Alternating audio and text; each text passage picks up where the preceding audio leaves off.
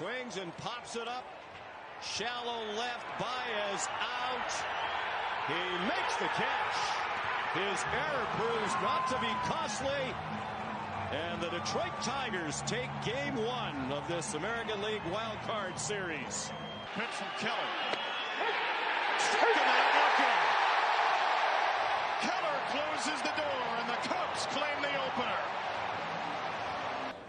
He got him, and the Red Sox rally from behind and take game one of this wild card 3-1. Swing and a line drive, ripped right field, back, gone! Leadoff homer, Shohei Ohtani, a low liner over the right field fence. And he said, because I was feeling good. Well, that feels good. Look out, this may leave the park. Wow. Ohtani's second of the night, and the Dodgers are feeling great. It is 8-0, and he is something else. On the ground to third, Muncy on the move, and that'll do it. The Dodgers take game one. They had 5 homers, including 2 from Shohei Ohtani. 7 strong innings from Blake Snell, and Hot Dog Guy loves it. All right, a Wednesday edition of The Zone right here on Sports Radio 810 WHB. Jason Anderson with you. Sterling Holmes, Michael Darcy. We'll hang out with Jack Johnson a little bit today as well. It is The Zone on a Wednesday, 913-912-4810. Text line to join us. Cynthia Freeland comes up an hour.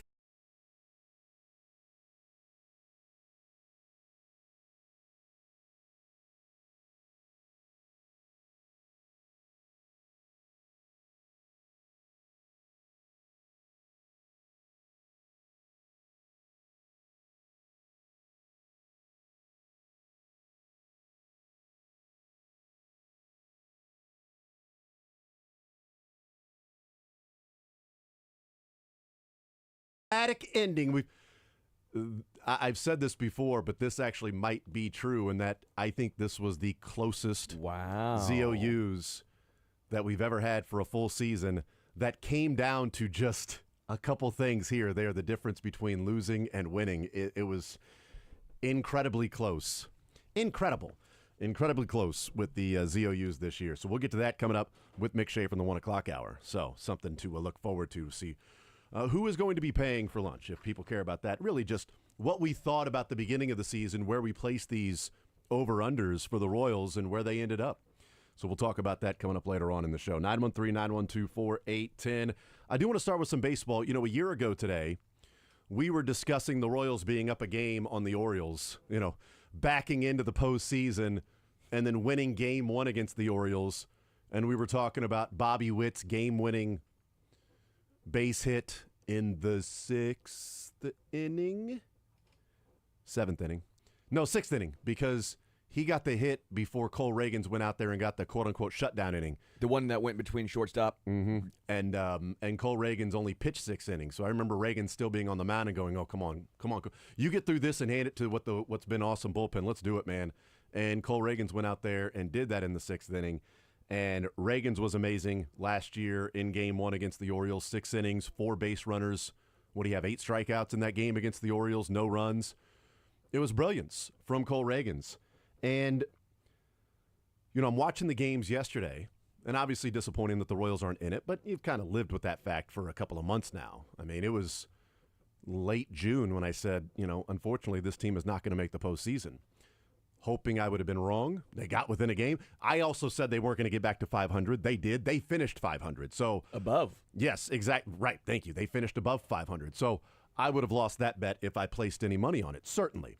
But I was hoping that I was going to be wrong about the postseason. They end up 5 games out of the postseason, which, by the way, all the things we can talk about from what we heard from J.J. Piccolo and Matt Quattrero yesterday, there is something to be said for the injuries to the pitching staff, the offensive struggles this year, and still finished only 5 games out. And something to be said for that, to me, is the American League was so generic this year. But also, we said in July that we thought 85 wins, 84 to 85. It ended up being 87. 87, so it was But at the beginning of the higher. year, remember, we went back and looked and said, 87 wins will get you into the postseason. It's 87 is sort of the cutoff. You get to 87, you're in the postseason. I do know that because I think the over-under was 87.5. Yeah, and now 87 would have got you in via tiebreaker with the Tigers. You would have lost that tiebreaker because what were they, 86 wins last year? And they had the tiebreaker over the Mariners to get in. But 87 is going to get you in, and as it stood with no tiebreakers, 87 got the Tigers in. But I'm watching last night, and really all 4 games, I'm not really paying that close attention to the Reds and Dodgers once the Dodgers jumped on Hunter Green. And then they had a chance with Tyler Stevenson up, bases juice. For like the Dodgers and Yankees bullpen, is going to be an issue this postseason. It may be what ultimately ends them. Yankees, it might end them today. Okay, so when you got Chappie, as Alex Cora said, coming out of the bullpen to back end the studly performance from Garrett Crochet, which is what I want to talk about. I want to play this clip from Alex Cora. Let's play clip number 2 first. Clip number 2, Alex Cora. And the question is in this. So this is the post-game press conference. The question is in this about, staying with Garrett Crochet as long as he did, sending him back out there at 100 pitches to go another inning. Alex, we ask a lot of analytics questions to you about baseball, but how much would you say was just your gut with Crochet today, your baseball mind, or did you kind of know all the scenarios, or was just your gut and how he looked in play today? I think it was him. What do you mean by that? Yeah. I mean, the stuff was still really good at that point. He was throwing 97, 98. The previous inning was a quick one, so gave us a chance to push the envelope. In the 8th, it was a quick inning against a pocket that gave him kind of trouble early in the game, so I didn't hesitate. I told Bales he's going out, and he did his job. Sorry. In an era where pitchers almost never pitch that long, what is it in Crochet's makeup that you saw him having the ability to do that? It started yesterday.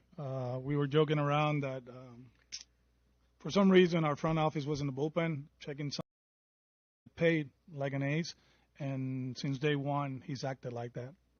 I do like that last part. He got paid like an ace. So, when he's act like that, that's his makeup. And last year was interesting with Crochet because it was the first time he had started in Major League Baseball. 11th overall pick in 2020. The Royals didn't need him at number 4 because they got Asa Lacy, so it was all good. But 11th overall pick in 2024 has the Tommy John, or 2020, has the Tommy John in 2022. And then they turn him into a starter for the first time. First time he goes out there as a starter was last year. But what was interesting about Crochet last year was he wasn't traded at the trade deadline.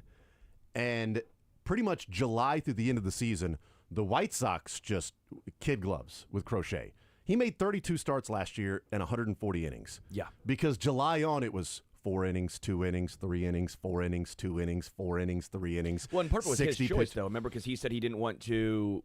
Was it 150 innings? Or there was some limit because of the contract. Right, and they were handling him and breaking him in as a starter in a season where the White Sox weren't going to do anything anyway. I mean, he had pitched in the postseason out of the bullpen a couple of times for the White Sox, but it was the end was near, and the Red Sox go and trade for him.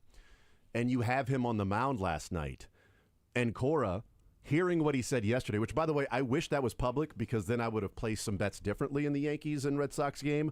I love that they sent him back out there for the 8th as a guy who had over 1.5 earned runs given up for Crochet in the game. I was like, yeah, come on, just one more. The Red Sox can win. That's great. Just one more earned run when Volpe hit. Because I'm like, Crochet's given up some home runs, and they're playing in a Little League ballpark. Somebody has to run into a couple. I mean, Volpe ran into one. I'm like, all right, I'm good. There's going to be at least one more home run here in the sandbox of a stadium. But, I mean, Crochet was amazing. And Cora hearing that yesterday and him saying, no, you're going to make one phone call, and it's going to be to Chappie. Those two just sitting in the bullpen together saying, oh, let's call down to the bullpen, because the front office was in the bullpen for some reason. Oh, let's call down to the bullpen and talk to them. Well, tomorrow you're only going to have to make one phone call to the bullpen. That's going to be to Chappie. So you go into the game with that mindset. And his last pitch, number 117, was over 100 miles an hour for Crochet. And Alex Cora, like, you've got the analytics of it, you've got the numbers of it, you've got the plan. And one, I wonder how much Alex Cora's plan adjusted when Crochet sort of told him, no, I'm not joking, you're going to make one phone call tomorrow. It's going to be me to Chappie. but also sending him back out there. It wasn't 100 pitches. He was at 99. 99 pitches through 7 innings. Okay, get one more inning from somebody else. How many managers pull Crochet in that situation? Bob Boone? I mean, 90%. Like, honestly, 90%. I think Q does. Well, I think Aaron Boone, Q would have pulled him, in probably the 7th inning once, or 6th inning once somebody got on, because 7th inning he had 6 pitches. Nobody got on in the 7th inning. Or he might have sent him out there for the 7th, 6 pitches, and then, okay, the 8th. Although, looking back, Q might have sent him back out there for the 8th until somebody got on. Thinking about how Q manages. I don't know what Q would have done in that situation. I can guess, but it's a far cry from 5 years ago when we were talking about, was it Cash for the Rays pulling Blake Snell? Oh, yeah. After 5 innings? Forgot about that, yeah. Against the Dodgers. And he had 8 strikeouts, gave up like 1 base runner. And the Dodgers said after the game, not sure why they pulled him, but glad they did, because he was on his game. But the 3rd time through the order was coming up, so it must have been later on if it was 3rd time through the order and he only had 1 hit. So maybe it was but it was maybe very it was 6 early. innings. Maybe it was 6 innings and he was just dominant and he pulled him out of the game, and then immediately Nick Anderson, interesting, gives up runs and they lose Game 6 and they lose the World Series. In an elimination game, oftentimes you're like, elimination game, you got to be quicker with the hook. And he was too quick with the hook, where last night wasn't an elimination game, but he left Crochet in. I love that part of it, right? But here's how I want to connect it to the Royals and what we saw last night. Because, again, we woke up this morning last year with Reagans going 6 innings, 4 base runners, 8 strikeouts, no runs against the Orioles, and the Royals waking up with a 1-0 lead over Baltimore. Here's Alex Cora last night, and this is clip number 3. Here's Alex Cora when asked about, Crochet, the postseason, that start, and letting him go 117 pitches for somebody that is still learning to be a starter, who has made 64 starts in his major league career before last night. Amazing.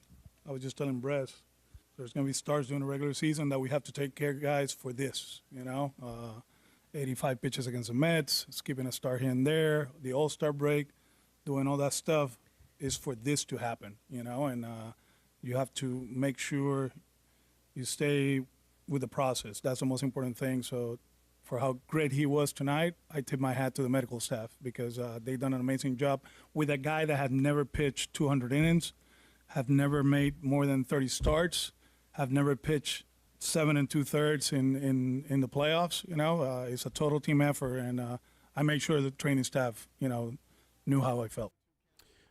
Is there something that the Royals can take away from that? And this is where I want to bring it back to the Royals, because again, we're talking about Cole Reagans, lefty, ace stuff, big time strikeout stuff, overpowering stuff. Crochet, lefty, ace stuff, big time strikeout stuff, overpowering stuff. And again, last year, Reagans did what he needed to do and left the game with a 1-0 lead after 6, and the bullpen took care of the rest. But he talked about, in that situation, well, this is why we went through the plan all year. This is why we took him out early in some games. This is why we skipped a start here or there with this guy, is for this. If we don't take advantage now, what's the point of doing all that earlier in the year? I am not saying at all that the Royals mishandled Cole Reagans. That's not what I'm saying at all, because I don't think they did. Because there were a couple opening day, they took him out after like 80 pitches.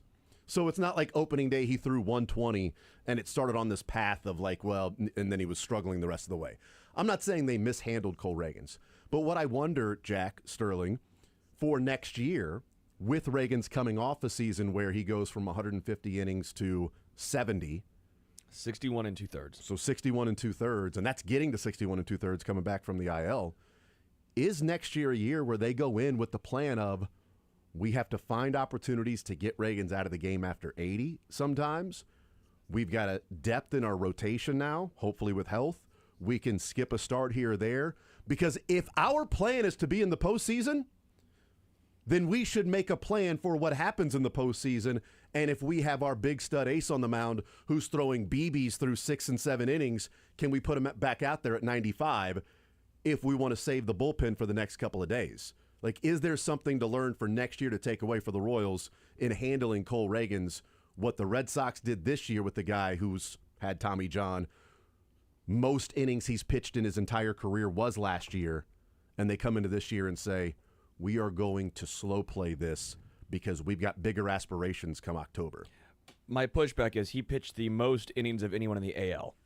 Oh, right. He pitched the second most innings. He pitched over 200 innings this year. 205 and a third innings, which was second most in all of baseball. So the thought process was he could have pitched more, but it's not like they were saying, hey, here's 4 innings. But innings versus pitch count, I think, is interesting on that, because if he goes 7 innings at 80 pitches, get him out.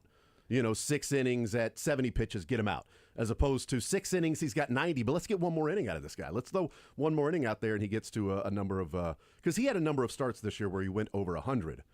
But I think that's also when he said, I've told the training staff, I've let them know often from what we're getting from Crochet is a benefit to them too. I feel that. I think my mic's on. Yeah, your mic's on.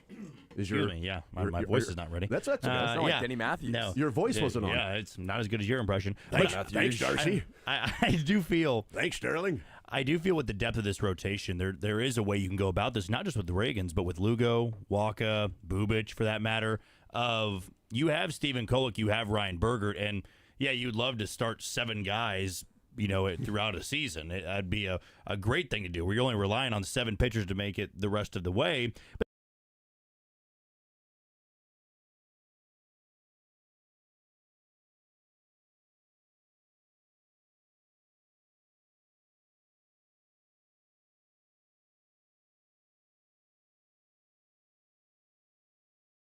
right. Lost everything that he had. But that's still, because he had money on the Yankees. Exactly. Yeah, there's probably something a little bit fishy about that. But I believe there is a way you can do that. If you take 2 spots out of that bullpen, let's say that were occupied by Jonathan Bolin and Daniel Lynch, and you say, well, we'd rather keep Kolek and Bergert, who can go 2 or 3 innings, any given day. Now, I'm sure you don't want to throw those guys like back-to-back days, 3 innings each, but if Cole Reagans goes out there, it's April, it's still cold out May, it's still cold in Kansas City and every other AL Central stadium, and he's at 80 pitches and you're up 3-0, yeah, we'll be asking ourselves, well, why is he not getting at least one more inning? Well, the plan needs to be that he's fresh come August and September, because what did we see with Lugo? What did we see with Bubic? All of these guys toward the end, they hit a wall. And the Royals, as much as we love the idea of this offense becoming top 10, hitting this ceiling, they are built to win with pitching. And they are never going to be able to win in October trying to work these guys 200 innings and try to replicate what they did in 24, which just isn't likely, in my opinion. 2 Cy Young finalists, both guys over 200 innings or close to it. You need to maybe handle this differently, where maybe the goal for all of those guys is let's have a solid 150 instead of an exhausted 195. Yeah. I think your Lugo point is the best one, because we've seen that with him, and Jason, you brought that up a couple times. He hits a wall past 2 years here in KC where it just feels like the toll has taken so much on him. I've wondered for a while now, and I know a lot of people don't like it because it's different. 6-man rotation. Like, you have such good pitchers. You have so many starters, and you want to keep them stretched out in case of injury. Why not try a 6-man rotation? I know some pitchers don't like it because you're used to 5 days and all that. I get that. But why wouldn't you try to have Bergert as your 6th? I think you could try a 6-man rotation if you get into a stretch of like 20 games in 20 days. But oftentimes, if you have a day off here or there, then it sort of ends up being like a 6-man rotation. Between starts. Sure, yeah. But I think if you're in that stretch, I have no problem with, all right, we're playing 20 games in 20 days. We're going to skip a start here or there. We're going to have 6 guys in the rotation here and push everybody back a little bit, because that would be close to regular rest when you're talking about a day off every week. If you got, a Monday off or a Thursday off or a Tuesday off or something like that, then that would be like a 6-man rotation over the course of a regular week in baseball. Like, I would have no problem with that. And just picking and choosing when it's like, hey, Seth, I know you want to go, but we're going to slide you back. Same thing with, hey, Salvia, I know you want to play 150, but that's not going to happen this year. You're going to take the day off and not just DH. Reagans, I know you want to go out there and pitch because you got, strikeouts and Cy Young and all of this stuff, but, we're going to hold you back a little bit because we want to get a ring rather than, metal. Rather than not a piece of metal like Rob Manfred said, but a medal like you win the Cy Young. Here's your award. It's more about the ring at the end of the season. And to the point about the starting staff, last year, Reagan's Lugo Waka made 94 starts. This year they made 70. I mean, you missed the playoffs by 5 games, and that's 24 fewer games those 3 pitched this year.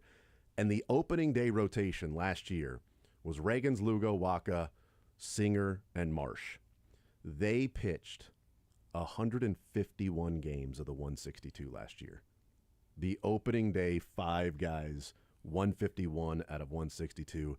This year's opening day, Reagan's, Lugo, Waka, Bubic, and Lorenzen were at 116. It's 35 fewer games. Now, Noah Cameron helped out with his 20, mitigating that a little bit. And Bergert and right. Golick. Bergert had 8, although not Falter. Yeah, but you also had Lynch and Zerpa and Bolin have to make starts along the way, and you really didn't see that last year of guys that you're like, just go in there, give us a couple of innings because we've got to get through this game, and that's where you can find opportunities with what they did this year in progress made in roster overall on the pitching staff. Certainly, maybe not progress made in wins and losses because it was a step back from that, but it could then catapult you to next year in how you handle these. And I will also say, Jack, real quick before we go to break, and I'll let you weigh in on this, it will be something that I will also want to keep in mind, not just how are they handling these guys, but also I still disagree with the Noah Cameron game 1 of a doubleheader.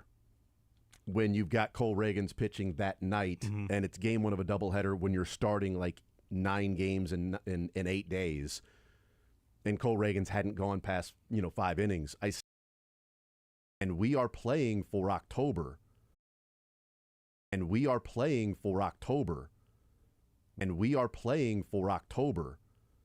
We want to get there certainly, but this was an opportunity to set us up a little bit better for October. I will want to keep that in mind with the next days and that night's reaction of Q's a big dummy for taking this guy out after 80 pitches when he was cruising in April. It's all hindsight 2020 with bullpen decisions, right? You leave a guy in, he blows it there. How do you leave a guy in? You pull the guy too early, the bullpen guy blows it. How do you bring that guy in that spot?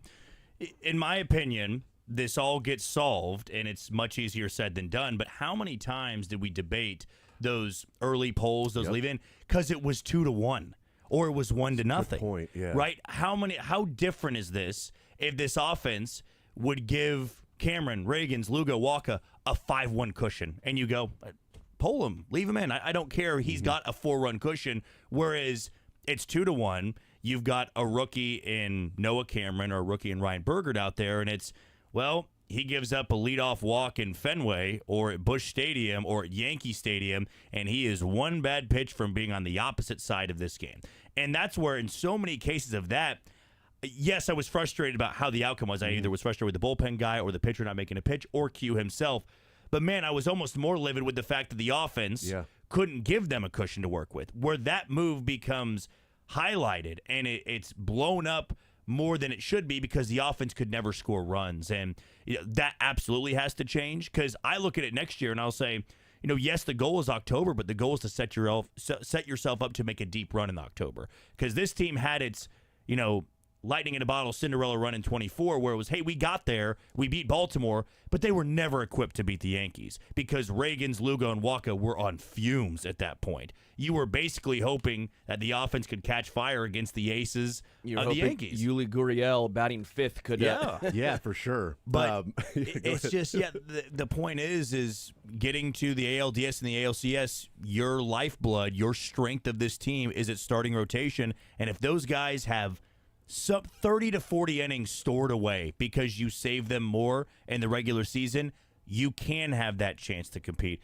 As we've seen with, guys like Garrett Crochet and even Tarek Skubal just striking out 14 yesterday. Now, that Cleveland offense is, again, they won the division. All credit to them. Some of those guys, regular baseball fans have no idea where they came from. But Tarek Skubal was dominant yesterday as well. He was awesome. And as we go to break, I will offer the possibility here with Alex Cora saying, the training staff, and this is what we planned for all season long, that the specific game he mentioned could be a little bit of revisionist history. because going back and looking at that Mets game, because I had to go back last night and was like, okay, what happened in that Mets game? He threw 85 pitches. He was cruising through 5 innings, and he pulled Crochet after 85 pitches, and the bullpen gave up the game, and they lost 5-1. They fell to 25-26 and 5.5 games out of first place, and he was roasted for pulling Crochet early. Now, that might be a little hindsight for him to go, 85 like the Mets game. Specifically mention that, as in like, yeah, you want to clown me then? Okay. Although at the time he might have thought, God, why'd we take him out? This was an opportunity, but bleep, why'd we go to Liam Hendricks? Maybe that was the wrong move. And that's to your point. Maybe also if you're not up 1-0, if you're up 5 or 6-0, it's probably not a big deal. But you're up 1-0 and you're like, let's get him out. This is an opportunity. He's thrown 100 pitches the last couple of nights. We got to preserve him. Let's go to the bullpen. Bullpen gives it up. You're 25-26, 5.5 games out through 51 games, and Cora's an idiot, and maybe you should fire that guy. We'll take a timeout. We'll come back. I want to talk about the biggest adjustment for Cags this offseason. JJ brought it up yesterday, and the evidence backs it up when we look at some of the other sluggers around Major League Baseball. We do that next.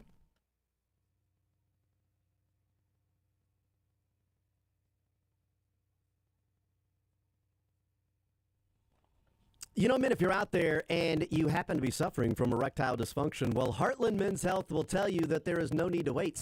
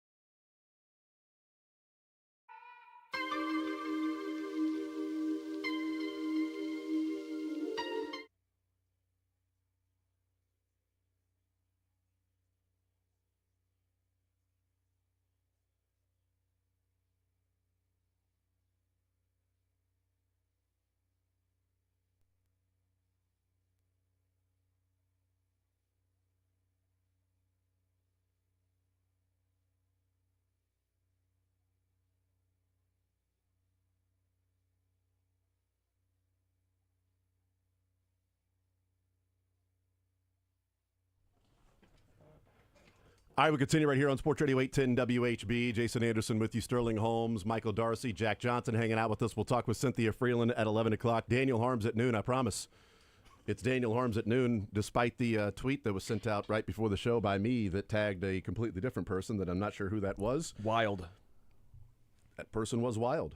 Turns out if you start to type in INH for In Harm's Way, which is Daniel Harm's Twitter, as I was typing that in, some random thing comes up, but In Harm's Way, Daniel Harms was at the top, and I clicked on that and then just went on to, at noon, then Mick Schaefer at 1. But yeah, I have edited that post. Hopefully, I don't know. First time I've ever tried to edit anything on the Twitter sphere. But Cynthia Freeland at 11 o'clock, Daniel Harms at noon, Mick Schaefer at 1 o'clock. We'll talk some college football. We'll talk some NFL football.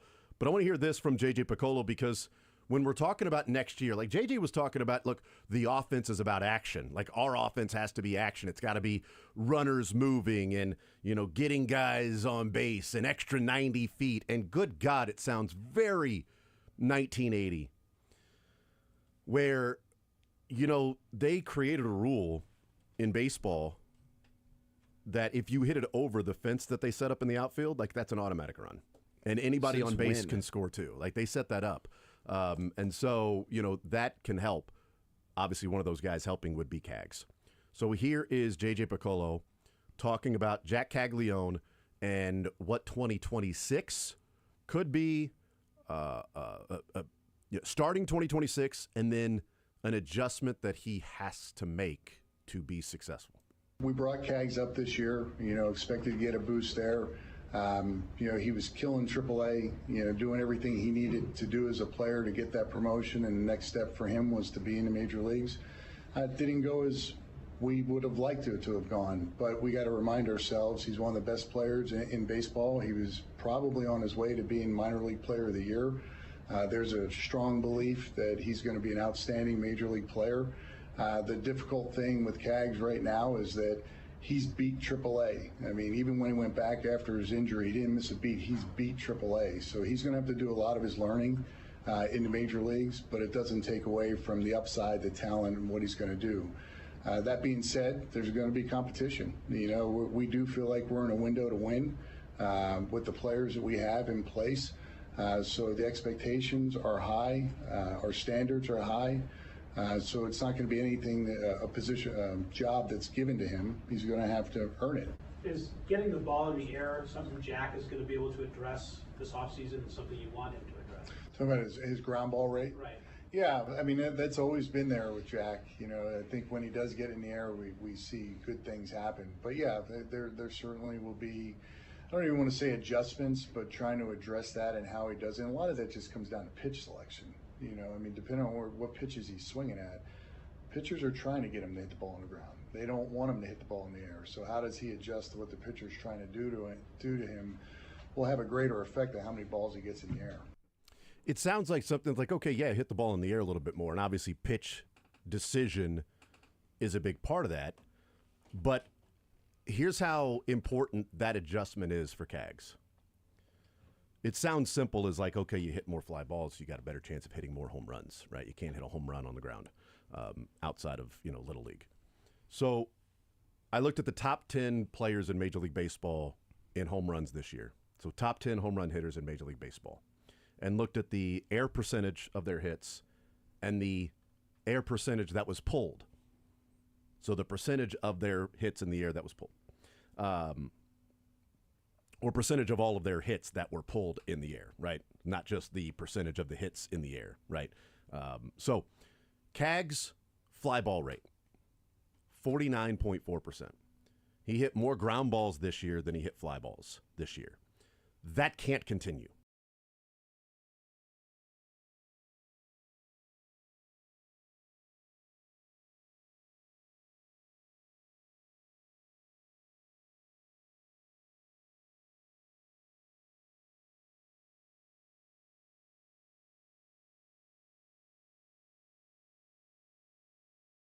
Everybody in between, like, I don't know, Schwarber and Judge and Suarez and Ohtani, those guys that are mixed in there, and Alonso.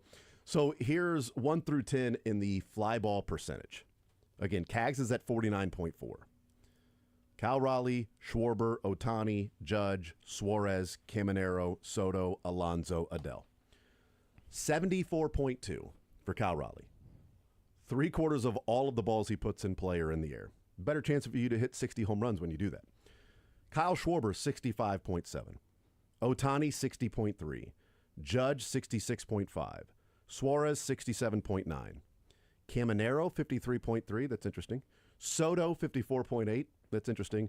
Alonso, 62.4. And Adele, 62. Kaggs, 49.4. Still fewer fly balls than ground balls. The closest to Kaggs was Caminero and Soto at 53, and then Soto at 55. Caminero's an interesting one because he's not a high on-base percentage guy. He's not a high average guy, whereas you don't. Kaggs should not be aligned with the percentages of Soto. No. He's not Juan Soto. He's not going to have a 400 on-base percentage. It's never going to happen for Kaggs in his career. It's just a different type of hitter. So if Soto's 55% fly ball, Kaggs needs to be closer to Schwarber, quite frankly. 65, 66, 67, what you're seeing from Judge and Suarez and Ohtani and Schwarber. I don't know that you need to get to Cal Raleigh. That'd be great at 74%. I'll give you one, too. Salvador Perez, 64.9. That's great. 64.9% air. I mean, Yeah. that's a guy that I think that you should, not his, necessarily what he does at the plate all the time with what he swings at, but it seems like Kaggs is also a fairly aggressive guy. So if you want to look at someone who does that, and you know what? Salvador Perez is top 10% in pull air. That's what he does. He pulls it in the air. And that's the thing is the Major League Baseball average. This was a Sam McDowell stat that just is mind-blowing. The Major League Baseball average slugging percentage for fly balls pulled is over 2. 2. Not like 700 or 800 or over 1,000. It's over 2,000 is the average when you pull the ball in the air. So you should do that more often is what's that was the point that I brought up when people were talking about Vinny when he was hot and everything was pulled to the right side. He's crushing the ball, but it's all to the right side. I'm like, yeah, great. That's his strength. Has he ever hit a home run to the other side? No. Then don't try.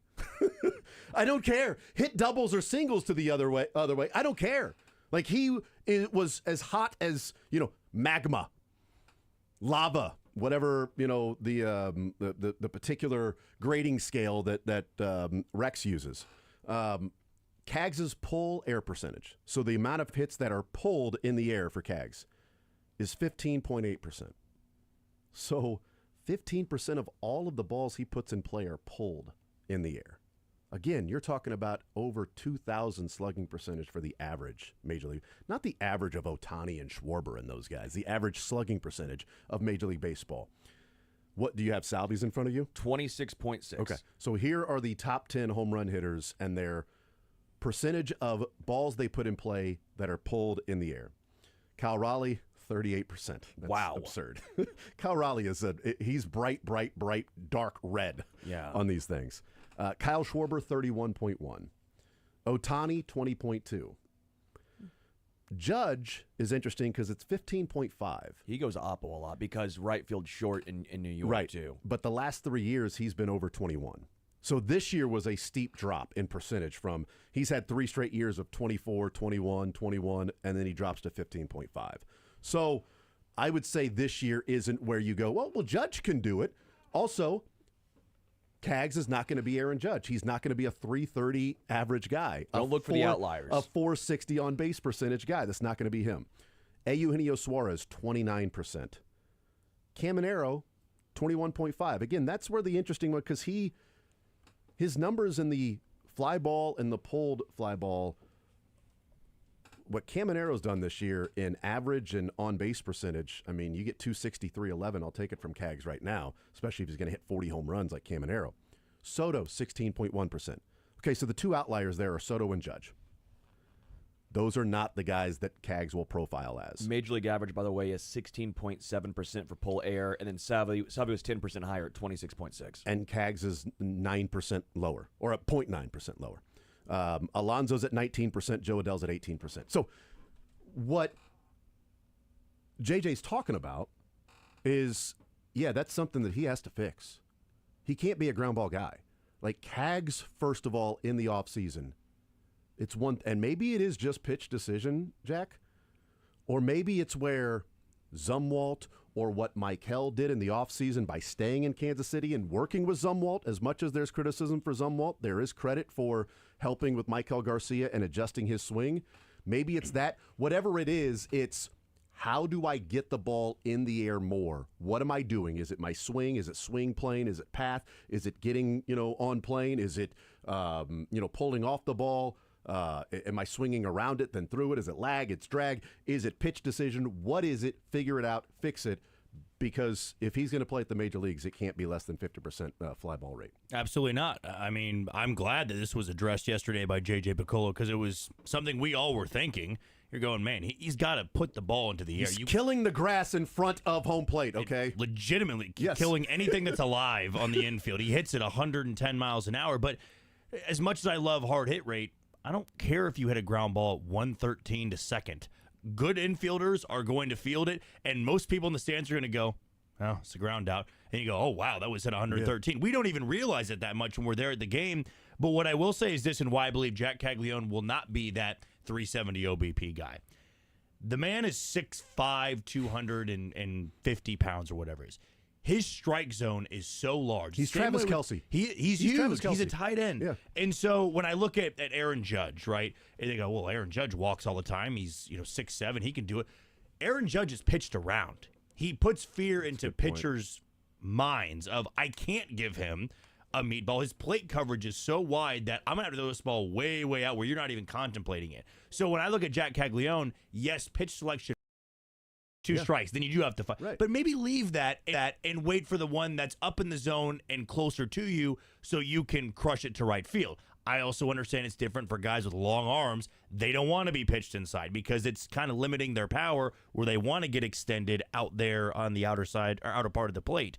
But yeah, that's what I believe he's more so getting at is not, well, his walk rate needs to go up. He needs to lay off those pitches in the dirt. Well, yeah, that's obvious, right? He needs to be patient. Pitch decisions to hit. Yes, it's the best pitches to hit where when he was struggling, it was, oh, this looks like a strike. I got to swing anyway because they're expecting me to hit home runs. Wait for your pitch, and if you're more confident at the plate, that's naturally going to come. Elite bat to ball doesn't always equal a good thing because you might be better off if he fouled off that pitch outside rather than putting it into play. It's like, oh, man, bat to ball is so elite.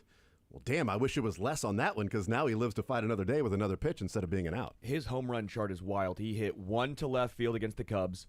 Take that, Vinny. One to dead center, which was shocking. That was off Bailey Falter, by the way. Over two batter's eyes. It was over two against Bailey Falter. Funny. He didn't have a single one like dead pull. They were all right center to center. He did not have a single one. Like if you look online of the 387 at Coffin and in right center, none were to the right of that. If that's who he's going to be, as long as it's in the air, But he's making it harder on himself too, where he's got the power to hit it out of anywhere. 100%. But I guess for me, it's take advantage of the shorter. It's not short porch at the K, but hit 350 and it can go out if you hit it. Versus now you 390 to get out. You have to. You got to get it. Warning track. You got to get it. So it's a good point. That pull rate needs to go up drastically. Yep. All right, we'll take a timeout. We'll come back, continue rolling more zone next.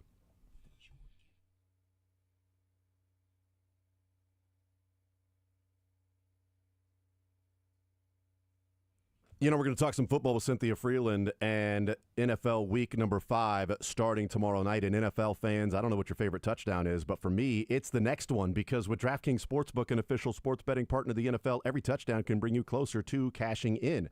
First touchdown scores, anytime touchdown props with the thrill of live in-game betting. Every snap is loaded with opportunity. And here's the best part for new customers. Bet just $5, and if your bet wins, you'll get $200 in bonus bets instantly. Your team hitting pay dirt pays out to you. Download the DraftKings Sportsbook app and use code 810WHB. That's code 810WHB to turn $5 into $200 in bonus bets if your bet wins. In partnership with DraftKings, the crown is yours. Gambling problem? Call 1-800-GAMBLER. 21 plus, Kansas only. Eligibility restrictions apply. On behalf of Boot Hill Casino and Resort, bet must win to receive reward. Minimum minus 500 odds required. Bonus bets expire 7 days after issuance. For additional terms and responsible gaming resources, see dkng.co/audio.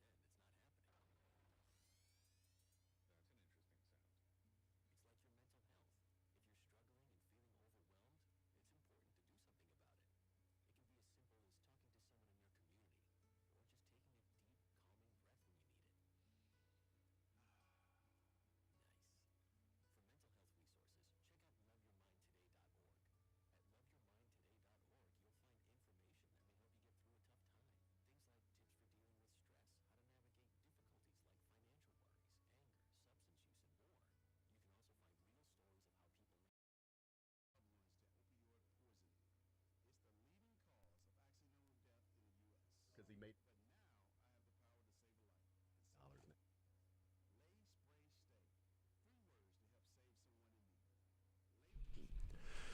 All right, wrapping up this hour. Jack, thank you, brother. I appreciate you, man. Of course. I know this mic's on. I'm like, Yeah. Darcy, you've been doing your job the whole time. Darcy's been killing it, you know? Absolutely. Yeah. It's glad to be back. 1% less bad every day is what we say about this show.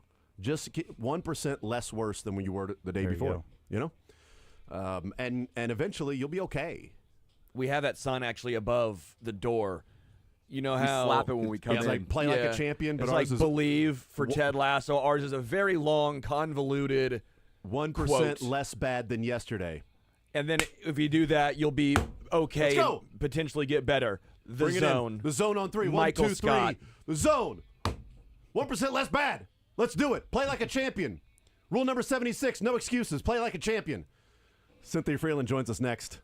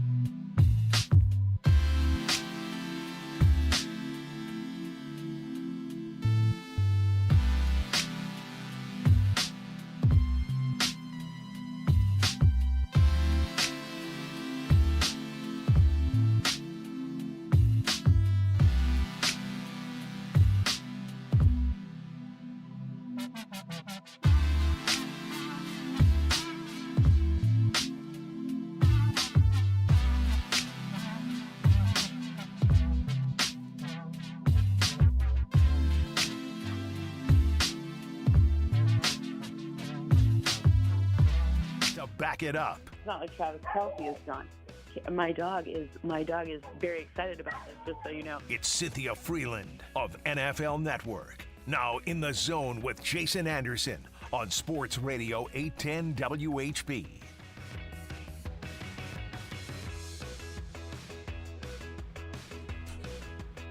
All right, we continue right here on Sports Radio 810 WHB.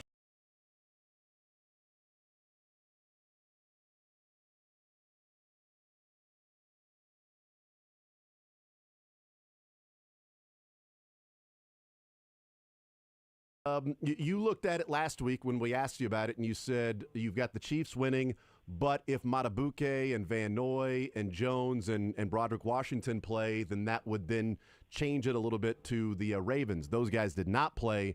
What was your reaction from the game overall, what you saw there with the Chiefs' victory 37-20?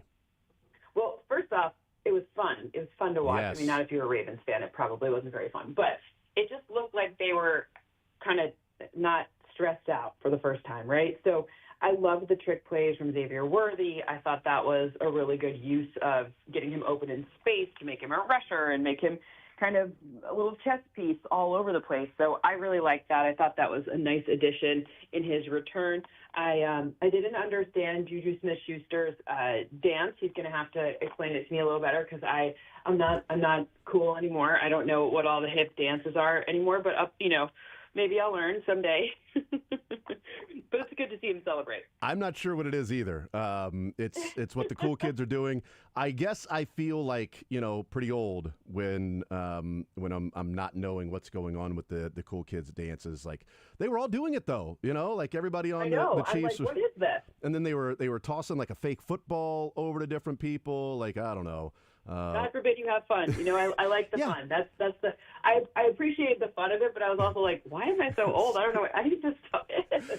It is, but it's funny you mentioned Juju Smith-Schuster because one of the things I was going to ask you and what we've sort of been wondering about is, like, is this connected that much to Xavier Worthy? Like, can it be the offense and how free-flowing and, as you said, fun that it looked like out there? Can it be as simple as that's connected to Xavier Worthy, or were there some other things along with Xavier Worthy returning to action after 3 plays this year? Well, I think time in the pocket, time before a throw, even if there was, I guess, slight pressure. I'm not going to call it a full pressure necessarily. I think having like a little bit of space for things to develop and not relying on Patrick to throw at every single arm angle available to him, which is more than anyone else, but it's still, that's asking a lot of anyone. So I think that was another one too. The defense was not really giving them many troubles or many pressure-filled moments. Mm-hmm. So that's a big deal too. I think kind of all of it together, right? Like sometimes it takes one or two things, 1 or 2 plays can change the entire cadence, the entire, how people feel psychologically about the game. And, I think Juju Smith-Schuster is a good example of that because he had a little more space to work in. It felt like the plays that were meant for him went to him. He wasn't like a check down option or a second option. It felt like he was the option, and that all started to work together well. How is this one of, and maybe we had a caller on Monday, Cynthia, that said, with Xavier Worthy, and when they get Rashee Rice back in just a couple of more games without him, now all of this is assuming health. So we're even looking at every other team if their entire receiving core was healthy as well. So like the Bucs were brought up, and that's saying, okay, Evans is healthy, J Mac and all. Are the Chiefs, do they have the deepest receiving core in the league, or maybe top 2 or 3 when you say Rashee Rice, Xavier Worthy? Yeah, go ahead. My thing is, I just need to see it all happen at once. Maybe I can't suspend disbelief to just look at the Our Lads roster version of everything. I need to see it happen. I like that one. Yeah, well, like the Bucs, Evans I get it leaves. On paper. Makes sense. Right. I want to see it too. Yeah, Evans leaves and Godwin comes back, so we haven't seen Evans, Godwin, and Egbuka on the field at the same time for the Bucs. We haven't seen Rice, Worthy, and Hollywood on the field at the same time yet. It's certainly on paper it is, but I don't know. I just get like leery because like I love a good paper. Who doesn't love a good paper team? But now we have a team that plays on field, you know. So. Well, let me tell you, out of college, I don't do any papers anymore. Okay, I am done with that. Right. All right, there's no extra studying just for fun anymore. It's all sport. I guess there is with sports. I do way more Excel spreadsheets now than I ever did in college randomly because it's all about sports. See? It's all about the numbers and different historical precedent stuff. It's so random. I don't know. It's weird. If I'm told to do it, Cynthia, I don't want to do it, but I'll do it on my own. I know it's different. Yes. Look, it's definitely different. Choices versus being told something, kind of like, all these receivers being forced to do something versus it all being open, it seeming fun. There's something, there's an analogy there. Look, with my wife, I was going to do the laundry, but then you asked me to do it. And now I'm not going to do it because now you're going to think that the only reason I did is because you asked me to do it when I was going to do it anyway. This is just, I think your wife would be happy if you just did the laundry. Exactly. Either way, she doesn't care. I'm pretty sure I don't know her, but I'm pretty sure she doesn't care, just so long as the laundry gets done. Or her reaction would have been, well, if you were going to do it, why did it get to the point where I had to ask you? Well, I was going to get around to it, is what I'm saying. That's right. I was going to get there. Visiting with Cynthia Freeland, NFL Network. There was something in the game on Sunday that felt like it was just a breath of fresh air. And there was you go through the winter when it's not you with LA, but Detroit. You go through the winter. Michigan, yes. I know. I'm I know what you're talking about. So cold, and every day is just brittle, cold, and it's man, I want to walk outside that I don't notice the weather. Just walk outside and it's is it hot? Is it cold? And then when it finally happens for the first time, you're like, oh, thank God, where has this been? I had that feeling watching Patrick Mahomes in the game where he just won from the pocket. Just sat in the pocket, and he would win from the pocket. That's one of the more underrated parts, and I think you and I have talked about it maybe 2-3 years ago, about people look at the snippets, the Twitter, the highlights, the YouTube shorts of the world, that Mahomes is out of the pocket, throwing these crazy passes off platform. He's amazing, but he doesn't get enough credit for simply winning from the pocket. And Cynthia, it's just felt like a long time that we went through a long stretch of winter months of cold, of having Mahomes running for his life and having to do things off platform, that watching that on Sunday was this is just nice. Oh, it's just nice to see him do that. Again. We don't have to do things the hard way. Right. It was so nice to see that, and that's got to make such a difference for him too, right? Yeah. I mean, I think sometimes, again, we talk about momentum versus what I believe in, which is psychology, right? I think the psychology things, once you start to see something work, you have a visualization of how it does work, and then that reinforces itself in this positive loop. And that's kind of what I saw, right? It worked once. Oh, okay, that means it can work twice. Oh, okay, it can work 3 times. It also works for negative reinforcement loops too, right? But now we're looking at the positive aspects, and you're seeing, this is where, this can be easy. Oh, you don't have to be running for your freaking life and tackling people. Oh, that's great. You never want 50 to tackle anyone, under any circumstances. Yeah, right, so exactly. The fact especially that your own was player. happening was mind-blowing to me. Yeah, and especially your own player too, which happened last year. But you don't want to have to worry about that. But it was just, I was pleasantly surprised at how quickly he readjusted to just trusting the pocket, because I thought Mahomes had developed some bad habits that were not necessarily his fault. They were bad habits out of necessity when he would be escaping the pocket or not trusting the offensive line. And it was they would show here's Patrick Mahomes from a clean pocket and look at this terrible throw. And I'm let's add some context. What happened the previous 3 plays? Were Mahomes was getting pressured and had to run, and he wasn't trusting that the pocket was going to hold up, so he threw it quickly. So I thought maybe there was some bad habits where he was just leaving some clean pockets. I didn't expect it to be feeling like it was cleaned up that quickly, where he looked like he was more comfortable sitting in there and trusting the offensive line and keeping his feet a little quieter than they typically are. I mean, what's the adage about, trust being earned in spoonfuls and lost in buckets or something like that, whatever. I think that the thing about Patrick Mahomes that makes him another reason why he is one of, if not the best of all time, is his ability to, that's a mental thing. You know how hard it is to, you get hit by a 300-pound man a couple of times in a row. I can't imagine what that, I would move my feet a lot too, and I would be a mess. So, and many quarterbacks who are more talented than I ever hope to be are a mess in that situation. And so that's where Patrick Mahomes fighting that like natural adage to not trust, like that's pretty cool. That's another reason why he is so special. Visiting with Cynthia Freeland, NFL Network, the Baltimore Ravens game on Sunday offered something that we hadn't seen in a while, and I went back, and it was the Ravens AFC Championship game opening drive where they went down and scored a touchdown. They had a great fourth down conversion to Travis Kelce, and then that great Travis Kelce catch in the end zone with Mahomes in the back shoulder. But on that drive, Cynthia, there were a number of under center, 13 personnel plays, play action, handoffs, and it was like, man, we haven't really seen that, whether that's personnel or stubbornness from Andy Reid. And in this game against the Ravens, almost 20% of the plays for the Chiefs, Patrick Mahomes was under center in that one. Is it just going under center for him? How much does that maybe change for the Chiefs? Or if I'm looking back and seeing the Ravens in the AFC Championship game and then this one this year, is it maybe specifically from the Chiefs, a Ravens and their sort of defense personnel and how they run their defense? What do you make of the Chiefs going, essentially 1 out of every 5 plays, Patrick Mahomes was out of the shotgun and under center? I think part of it is, it comes down to me as Creed Humphrey is one of, if not the best centers in the entire league. So leave more in that specific lane, especially if they're down a few people on that defensive front.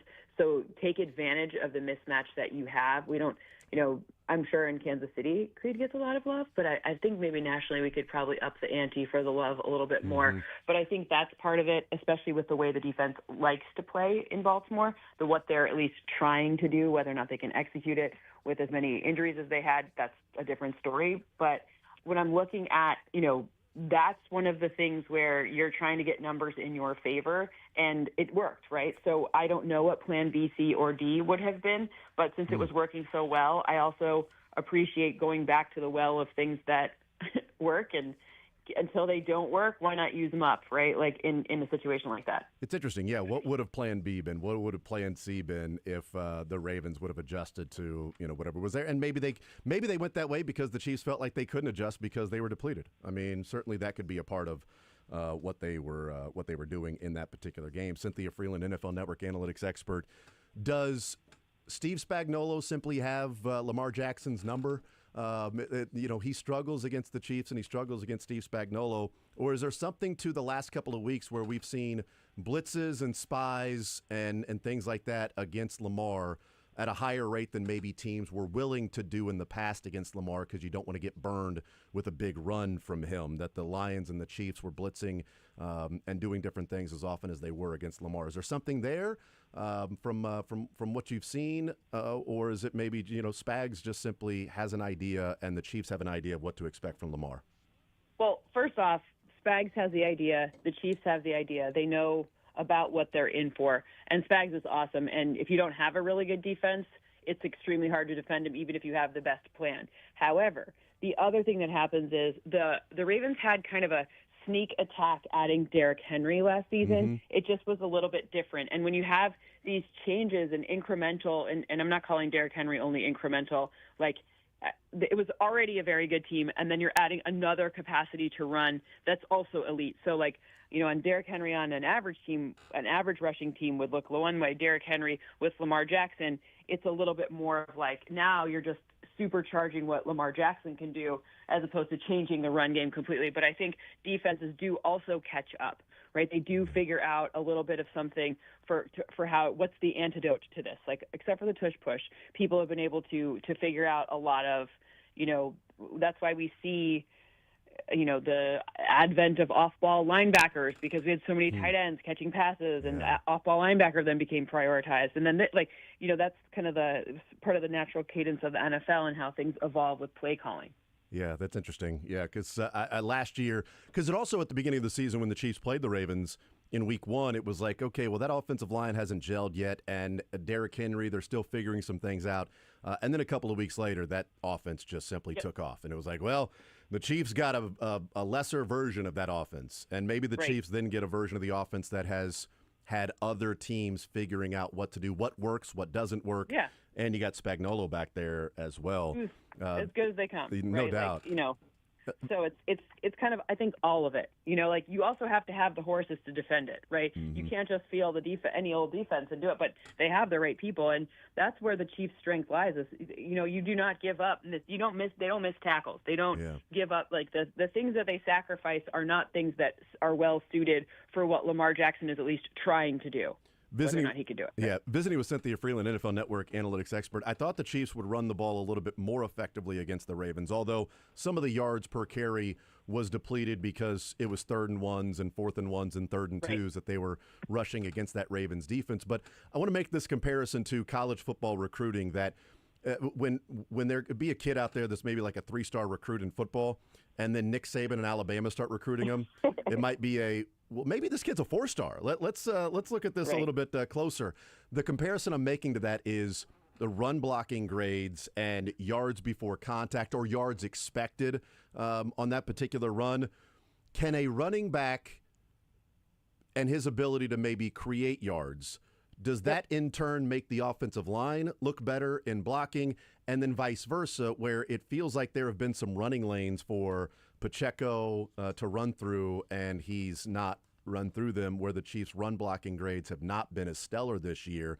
Can a running back choosing the wrong hole affect and impact what and how we view a team's ability to run block? Absolutely, but the things that are interesting are like when we have like yards before contact or yards. Unfortunately, it's not. We don't know as like when the stat is collected. You don't know the scheme. It's just like every pressure on defense is not the same. A sack is a sack, we get it, but you can pressure someone and it can be no big deal for the quarterback. You can pressure someone and it can be a huge deal.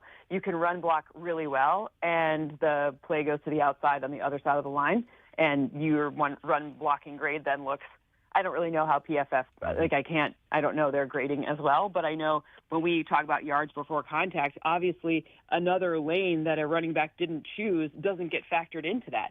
So if you see these low numbers, sure, directionally they are correct, meaning over the course of several games, the average comes down to something that, this one versus that team, this team's is bigger than that team's, it's probably about right, right? Like it's just more like a nice, like, an average stat, but it does not take specific difference. It's just impossible. It just can't do that, right? So running back decisions, we don't know what was called. We don't know if they went the right direction, if it was blocked poorly and they tried to make something of it.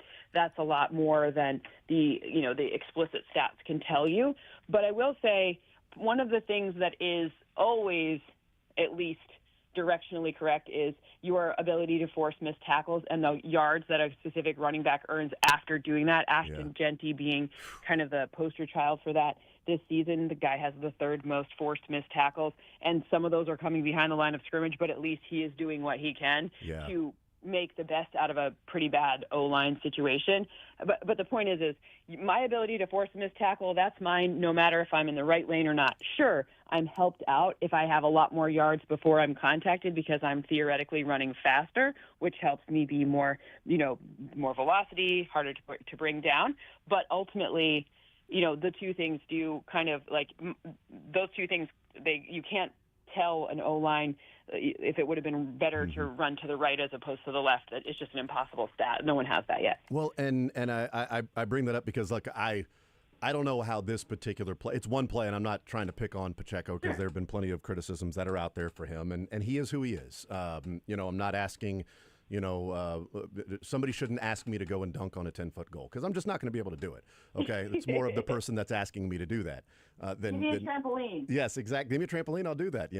But there's one play that was on Twitter of the question was, why did Pacheco cut this up?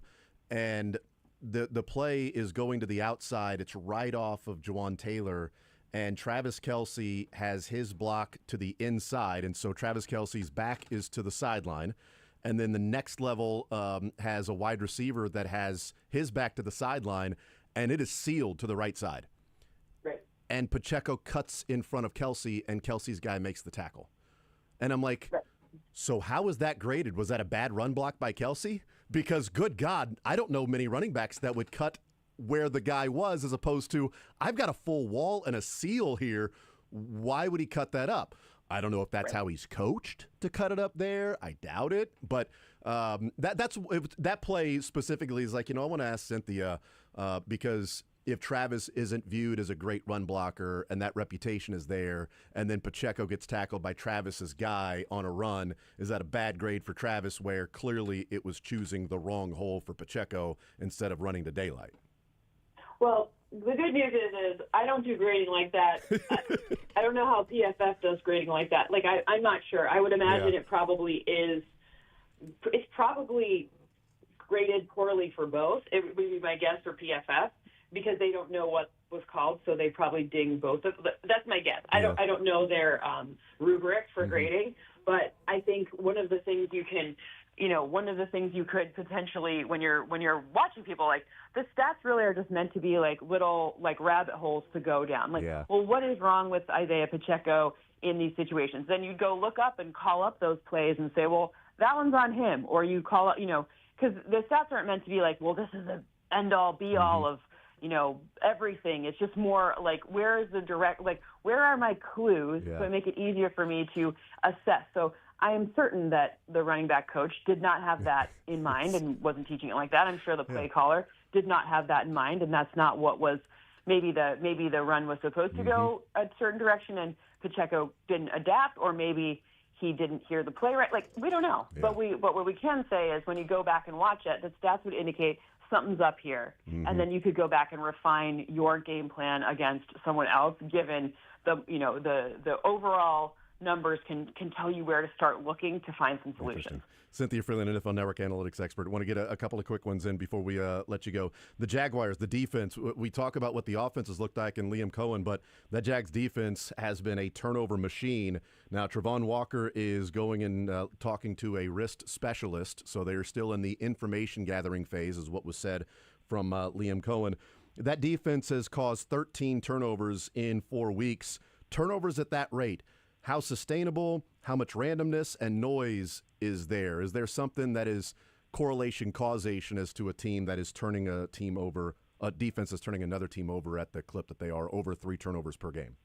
Yeah, so that's an unsustainable pace for any team. Like that, they had 9 turnovers all last season, and they weren't a terrible defense. Like, they were not great, but they weren't terrible, right? And then you got to look at the other indicators too. So they're about average in pressure rate, like 1/3 of the time, like this I think 18th or 19th in the league. So near average, their pressure rate, and that could be different without Travon Walker, of course. And then you have to look at like how much cushion they're allowing to receivers. What are the different situations that they've been in? Now, remember, they have a strong run game right now, but their passing game is like not great. It's a lot of drops. And 58.3 completion percentage, that's a very low number. It's 3rd lowest in the league among any qualified quarterback, which they're the 2 guys ahead of him, they're not really playing. So that's something you have to. So what situation are they in? Are they facing a lot of passes? Are they facing a lot of, Brock Purdy? That was weird. 2 interceptions to the exact same spot. Like, that doesn't happen very often. So, I'm not suggesting that their defense isn't great and those turnovers aren't like well earned, because they are. I just don't think, you have to go look at what they were facing and what situations caused them. And typically when you see a high pressure rate, that's kind of an indicator of like, okay, more likely to have errant things happen, be they turnovers or not, just weird stuff happen. But if they don't have those, but if that's not what's going on, then, it's not to say it's luck, but it's not as predictable as other types of turnovers. Specific turnovers, though, interceptions versus fumbles. Are interceptions more sustainable as to fumbles being more noise? Because the Jags have 10 interceptions and they have 3 fumble recoveries of the 13 turnovers. I'm going to say they both can be equally noisy. I would say fumbles are something that, if you have a high pressure rate and you're fumbling a lot, if you have a high to me, the pressure rate tells the story of all of it. Interceptions can be really, really weird because, I'm just looking at that Niners game specifically. If you're looking at the, who was playing, right? Ricky Pearsall's hurt. They're all kind of hurt. They're all kind of banged up. You don't have any tight ends. So situations do matter. Are you forcing a ball to someone who isn't necessarily open? Whereas So I would say that it really, all turnovers are situational, but the things that cause the turnovers, those are more predictive. All right, last one for you, Cynthia. Cynthia Freeland, NFL Network analytics expert. What do you think of this Jags team and this matchup on Monday night there in Jacksonville? I do think that the Jags are a legit 3-1 team, meaning I don't think that I don't know about 3-1. Point being is I think that they're a legit team. Their defense has been turning the ball over. Their run game has been strong. But this is not a good matchup for the Jags. What the Jags have been able to do to win it just doesn't match their style. This is not a team that's going to allow you to run a ton with Travis Etienne in situations it's not a good matchup for them. So I'm excited for a weird, they don't often play each other. Go down to Duval and get the win. It'll definitely be a fun scene. Yeah, hopefully they come out with a victory and they end up being 3-2. We'll see what happens. But an interesting point about those styles make fights, and the stylistic matchup maybe not in the Jags' favor for this one. Cynthia Freeland, NFL Network analytics expert. Cynthia, great stuff as always. Very much appreciate the time. Enjoy the football, and we will talk next week. Sounds great. Have a great week. Also, real quick, best of luck to your Tigers today as well. So, God, big game thank yesterday. you. Hey, you know what? 1-0, up 1-0, right? I mean, it's all you can do is win one at a time. That's all you can do, one at a time. Yes. Listen, I live in Los Angeles. If I have to hear anything else, I love Shohei Ohtani for the athlete that he is, but come playoff time, I don't want to hear anything about Shohei Ohtani anymore. I want them to be quiet. Yes, there you go. Or unless they're talking about Shohei taking on the Tigers. Fine. If it gets you're in the World far, Series. that would be great. But all it is around here is Dodgers. I'm like, you guys hush. I'm gonna sport my Tigers hat and. Yeah. Yeah, you guys have won. You guys have won enough. Yeah, Shohei had a great day. You know who else did? Scooball. Let's talk a little There we Scooball go. here. All right. Scooball was awesome, and Liam Cohen coaches in Duval. So there's the connection. By the way, Liam Cohen going to tell Robert Saleh to keep his name out of his mouth was one of my favorites. And then Saleh telling him, "I will end your life." Hilarious. What a hilarious anyways, I actually was kind of proud of Liam Cohen, though, because he's a really nice guy. So I'm glad he said something, because as a people pleaser, I understand, you just want to, kill him with kindness and be nice and let your play do the talking. But sometimes you go hey, keep my name out of your mouth. It's good for him. Good for him for sticking up for himself. Absolutely. Duval. Thank you, Liam. Cynthia, thank you so much. Appreciate the time. We'll talk next week. Bye. All right, there's Cynthia Freeland. Great stuff from her. Her Tigers in action coming up less than an hour from now. They are up 1-0 on the Guardians. But, they can't throw Scooball. What did Liam Cohen say? What did he say?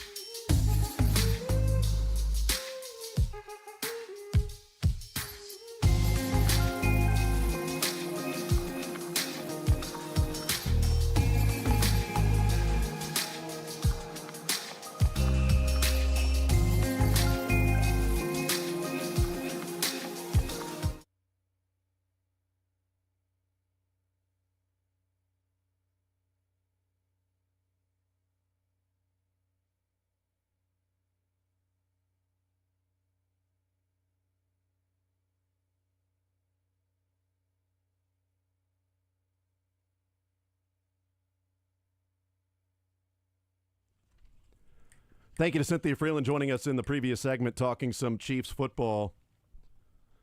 They get ready for the Jags. Interesting is she said that the Jags are as legit of a team for 3-1 so far. Like their 3-1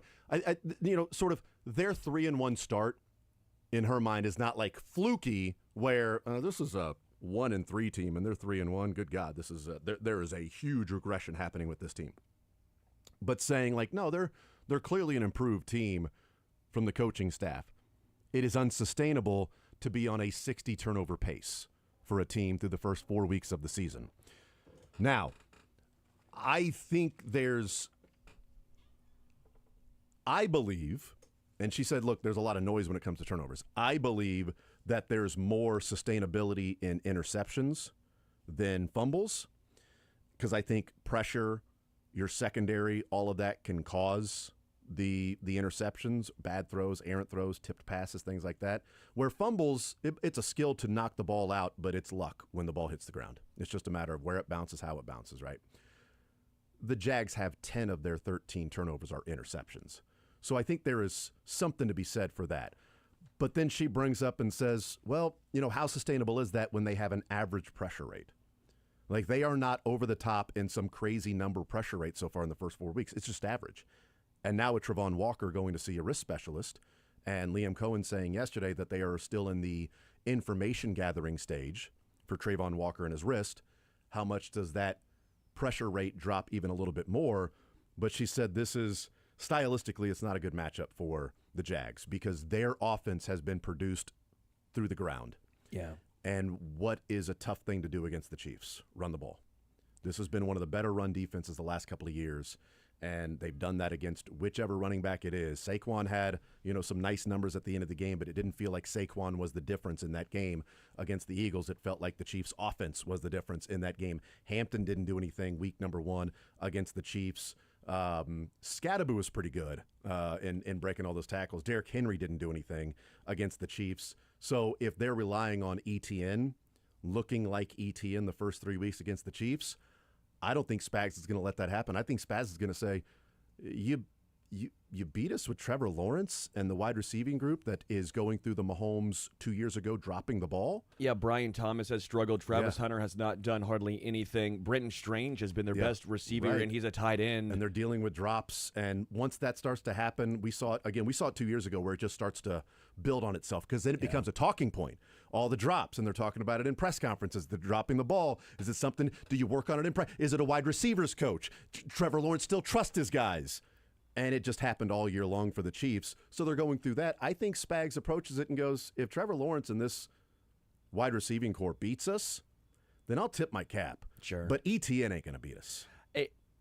And to your point, and you mentioned this, just the amount of turnovers the Jags have forced, you give them credit, no doubt, but the Chiefs, I feel like rarely will have multiple turnovers in a game. They have one this year. I mean, it was a dropped pass by Kelsey. I'm not saying it's impossible and that they can't turn the ball over, but I think if you are the Chiefs and you know what Jacksonville has done, forcing turnovers, and that's basically how they've won, you don't have to do anything silly this game. Just play smart football. I know it sounds easier said than done, and always take care of the ball, but I do think in this instance, more so than other games, maybe you don't be as aggressive. Maybe you don't try and force the ball in the red zone, and maybe you do try and settle for 3 because you think that 3 is good enough, and as long as you take care of the ball, you don't have to make silly decisions because, again, Jacksonville's offense just I don't think is that good.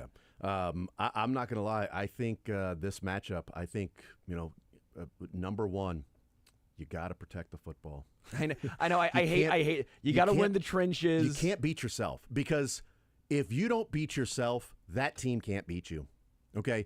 Guys in this locker room, if we don't beat ourselves, there ain't a team outside of this that can beat us. What's funny? Only losses are when we beat ourselves. We got to stop doing that, okay? I guess for me, my thought is you can be more aggressive. No, but like totally in agreement though with this particular team. You can be more aggressive against teams because you have to against like the Ravens or the Bills.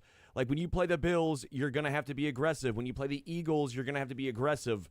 When you play the Jags, you almost want to be a little conservative, maybe. Business-like. Get in there, get out, get the win, and don't have to do anything. Like against the Ravens and the Bills, it's like touchdowns, not field goals. So when you get down there, 4th and 2, do whatever you're it takes. Probably going to have to go for it. Against the Jags, 4th and 2. Well, Depending now on with where you're Butker, at. Depending on where you're at, you might be kicking. Yeah. So we talked about eating crow, and you were counting crows. We talked about eating crow and someone that has not been the apple of Chiefs fans' eyes. A guy who Chiefs fans never liked anyway when he played, because he played with the Broncos. That's Mark Schlereth. And he has trolled Chiefs fans for the last couple of years. And we had him at Radio Row last year. Yeah. We had fun with Schlereth, and it was like, look, he's like, yes, of course I'm trolling him. Of course I'm doing it. I hate the Chiefs. I play for the Broncos. I live in Denver. I don't want them to be successful. I root against them every time they play. What do you want from me? Like, I'm not going to hide that, right? I played the game. I played on this team. Yes, I'm an analyst now, but I'm an analyst in Denver. So what do you want me to do? Yes, this is the so he's had fun with that. But he went on the Rich Eisen show yesterday, and there was some crow on a plate that was in front of him as he was talking on the phone. Let's hear Mark Schlereth and what he thinks of the Chiefs now. I said it last week, there was nothing they'd done well. They can't block anybody. They won't run the ball. Patrick Mahomes doesn't look like the same guy. They don't have a deep threat. All of a sudden, Worthy comes back. They're throwing it over the top of the defense's head. They're running the ball. They're protecting Mahomes. All of a sudden, Travis Kelce's open again. Like, I just was like, I watched that game and my heart sunk. I'm like, oh, shoot. The demise of the Kansas City Chiefs was probably vastly overstated, and they look like they are ready and poised to chase down that division crown again, which makes me want to vomit because I was celebrating. I just celebrated too early. That was the problem, Rich. I celebrated too early. I thought that was great because he didn't say, oh, shoot. Yeah. That's not what he said. I thought that was great from Mark Schlereth. They can't do this. They can't do that. This is what I'm saying. It's over. And then he watches that game and goes, mother bleeper. They're the damn Chiefs again. And here we go. And I celebrated too early, and this is going to be a team that's going to, throw it right back in the face of everybody that counted them out. I keep saying the reports of my death have been greatly exaggerated because this is what it is. It's almost like a receiver who drops the ball right before they score a touchdown. You say it's Mark Twain, not Mark Schlereth? Yeah, it's Mark Twain Schlereth. Yes, Mark Twain Rith. And it's like a receiver that drops the ball before they score a touchdown. They're too busy celebrating to realize you still got to score. Yeah. And people were taking those victory laps after week 2. And I always find it hilarious because how many times did this happen with the Patriots dynasty? It's like everyone has amnesia. It's like people just forget. And I get it because you think it's different. But there's always patterns in sports. And I do think the Chiefs are the Patriots. And quite frankly, I think we all expect them to be more consistent and not have a decade off between hopefully Super Bowls. I mean, that's at least the thought process here. So I don't know why people who lived through that forget that. You're saying what you hope as opposed to maybe what you actually believe. And I think there is some evidence in the first couple of weeks of people using what they saw to back up what they already believed, or what they hoped, I should say, what they had predicted to happen. They did it all last year, too, and the Chiefs kept winning. Once they lost in the Super Bowl, then it was, oh, look, my prediction came. It's like, yeah, but they still made the Super Bowl. They can't keep winning these one-score games, then they win a one-score game. They can't keep doing it, then they win a one-score game. Well, it must be the refs. They win a one-score game. Well, they're going to lose the next one-score game, then they win a one-score game. Yeah, because of the refs. And then they get to the Super Bowl and they lose and they go, see, exactly what you said, Sterling. I told you this is who they've been the whole season, but see what happens when the refs don't bail them out? Like, okay, don't be dumb, right? Which, by the way, is now going and being used against the Eagles because whoever wins, it can't be because they're better. It has to be some extracurricular force. And I saw people talking about, you know, how the center procedural, how they're making that a note this year, how when the center snaps its head up, which I didn't think a couple of these that are being called. I'm like, what is he supposed to do? That was a BS call on Monday night. Yeah, that was ridiculous. It was Monday night, and it was the Bengals Broncos game. It was Bengals Broncos, and it was 4th down and 2. There was no chance they were snapping that ball, and the rookie for the Broncos jumped off sides, and they called it on the center for looking up. And it wasn't like he was trying to do anything, in my opinion. And even the official was like, well, you know, we've made an emphasis if it's like a really quick jerk. He's like, that looked more smooth and steady of what we're telling the centers to do, that this is not going to result in a penalty. and it resulted in a penalty. It's like the refs. I just want to get involved here. Let me be fun. And so I saw that, and then I saw everyone talking about not on the Eagles though, and like I'm starting to see that where it's just, and we know there's some procedural and false starts in the tush push, but until almost the offseason comes around, I don't think it's going to be regulated to the way that we all want it to be. So we're just yelling and screaming into the void, and it's just funny to me how it's now gone from refs love the Chiefs to now it's refs love the Eagles. It's funny how you're seeing the change in real time. So I think it was Josh Myers on Monday night for the Jets against the Dolphins when they had 1st and goal at the 1, I think it was. It happened twice, close to it. Yeah. When he had the ball, and then as he sat over the ball, he moved it forward, and they called false start at the 1-yard line. And it happened twice in that game. It's like, wow. Like, I haven't even seen that called, and it happened twice. And they're like, this is a point of emphasis this year for the officials. Like, if it's a point of emphasis, why is it only called a couple times this year? Because, centers do that all the time. Creed Humphrey almost goes the exact opposite. Yeah. Because 2 years ago when Kadarius Toney was lined up off sides, oh yeah, when people were looking at and drew the line from where Creed Humphrey had the football and said this is the line of scrimmage, and Kadarius Toney's entire foot was over that red line that they drew, as opposed to the TV broadcast of the blue line, and Kadarius Toney's foot was on the blue line. Offside should have been called. It's fine. Whatever. We talked about that. It's line up correctly. All right, Correct. Kadarius, don't do something that stupid. But that blue line was the line of scrimmage, and people are like, well, that's not official. It was, because I think it was Rashee Rice got tackled at like the 49. And Creed Humphrey, when he was getting ready, he pulled the ball up. So it was on the closest point as opposed to the furthest point down. Yeah. That'd be at the line of scrimmage. He pulls it up to where it's straight up and down. It's vertical. And that's when he would, dead ball snap it, or whatever they call it. Dead man snap, whatever the dead ball snap. Yeah, the snap is for Creed Humphrey. And he would do that. So they drew the line from where Creed Humphrey, the ball was when he pulled it back, as opposed to the other centers that are moving it forward. Well, you know what they call it the Jets? The NFL was so mad at the Eagles that they had to punish the Jets. Jerry Tarkanian, the NCAA is so pissed at Kentucky, they're going to hammer Cleveland State. More Zone next.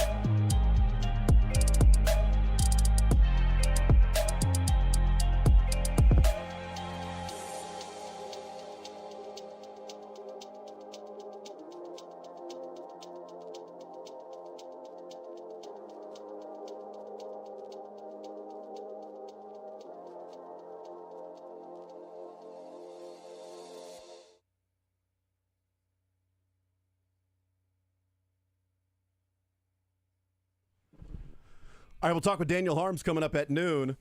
Guardians and Tigers getting underway in about 12 minutes from now, and history is going to be made for the Guardians as Chase DeLauder, their top prospect, will be making his major league debut today, starting in center field, batting 7th against the Tigers.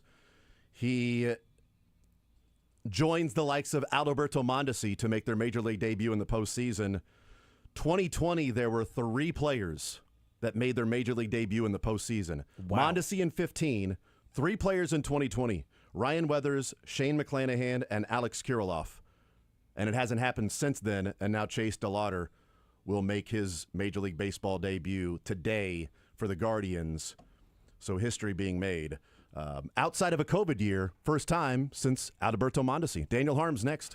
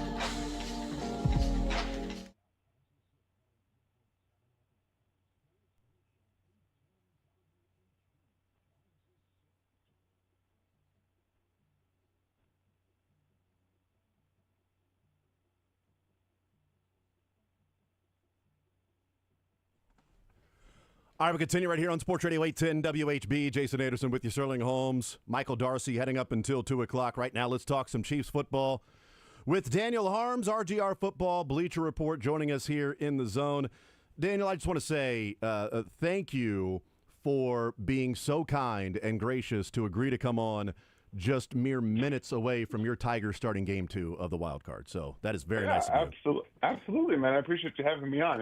I will preface all this by saying I do have the game on to my right here on the screen, so we'll have to keep eyes on it, but it's not going to distract me. Look, if you get distracted in any way, shape, or form, it is totally acceptable and understandable, and I get it. I was doing a show in a different city when the Royals in Game 4 in 2015 of the divisional series, when they were down 2-1 to the Astros, and they had that crazy 8th-inning comeback when they scored 5 runs in the 8th when they were trailing and had that unbelievable rally. I was on the air talking about something completely different while that was happening, and that was one of the most difficult things because I have no idea what I ended up talking about. I have no clue what I was saying, have no idea, but I know every once in a while I'm like, oh, right. Well, anyway, what I was getting is that was unbelievable. So if you get distracted, no worries whatsoever. At least, Daniel, we get to have some fun in this conversation and not saying what's wrong with the Chiefs. What is right with the Chiefs? What happened in that game against the Ravens that it looked like, man, they were just having fun playing offense? It's been a while since it looked like that. It has been, hasn't it? Like, not just like for the fans watching the games. Like, no one was really stressed out maybe after the first drive for Baltimore. They were like, here we go again. But then everything just kind of calmed down to an extent, right? The Chiefs go down and get a couple field goals, and then from there it starts to actually work. We only see one punt in that game as well. That was something that was crazy to think about when it's been such a while since we've seen them start to click and have that fun. And I know that the big talking point is going to be Xavier Worthy, which absolutely, having him come back, look spry, look fantastic, and then take hits is great. Patrick had so much time in the pocket in this football game. It was, I think, the most successful pass blocking set that the Chiefs have put out there in the last 2 to 3 years for Patrick Mahomes, which when you have a young left side of your offensive line, and to be fair, the right side hasn't played up to standards, I would say, up to this point in the season. Everyone played extremely well, and that takes a load of pressure off Patrick Mahomes, who we know can allow some of those offensive line demons to get into his face, which I don't have any qualms against. It's not necessarily his fault because the offensive line put in front of him has struggled at different points in time over the last couple of seasons. But, I mean, watching them have the fun, they see how often they try to attack Baltimore downfield, which counterintuitively of what's going on in the NFL right now is what we've wanted to see from the Chiefs. It shows you that the mentality that they attacked the preseason with and throwing the ball down the field, not just with Patrick Mahomes, but with Gardner Minshew, with Oladokin, with all of these guys, they want to attack down the field. This is something that they have instilled in the offense itself, and adding, Xavier Worthy back to that really helped everyone around the NFL realize that, okay, they were really serious about this. Yeah, there was an acceptable level of skepticism in the offseason when the Chiefs were talking about, we want to go deep. We really want to attack deep. We want to go over the top. We want to give those guys chances because we heard that last year. It was, we want to go deep. We want to. And one of the things that I was wondering, Daniel, is I'm watching this game and, they're attacking deep, and you talked about Mahomes in the pocket and the time to throw. Injuries obviously were a big part of last year to the wide receiving core, but I was skeptical because we heard that last year and it didn't happen. And how much is this the offense that the Chiefs went into the regular season envisioning they would have until Kingsley turned out that he can't play left tackle, and Hollywood, breaks his collarbone on the first play of the preseason. Worthy is still coming along. Rice gets injured in week number 4. Is this the offense they envisioned last year, but circumstances dictated that they needed to play more of that grinded out game? 5 yards, 6 yards, 7 yards, and not being able to challenge over the top.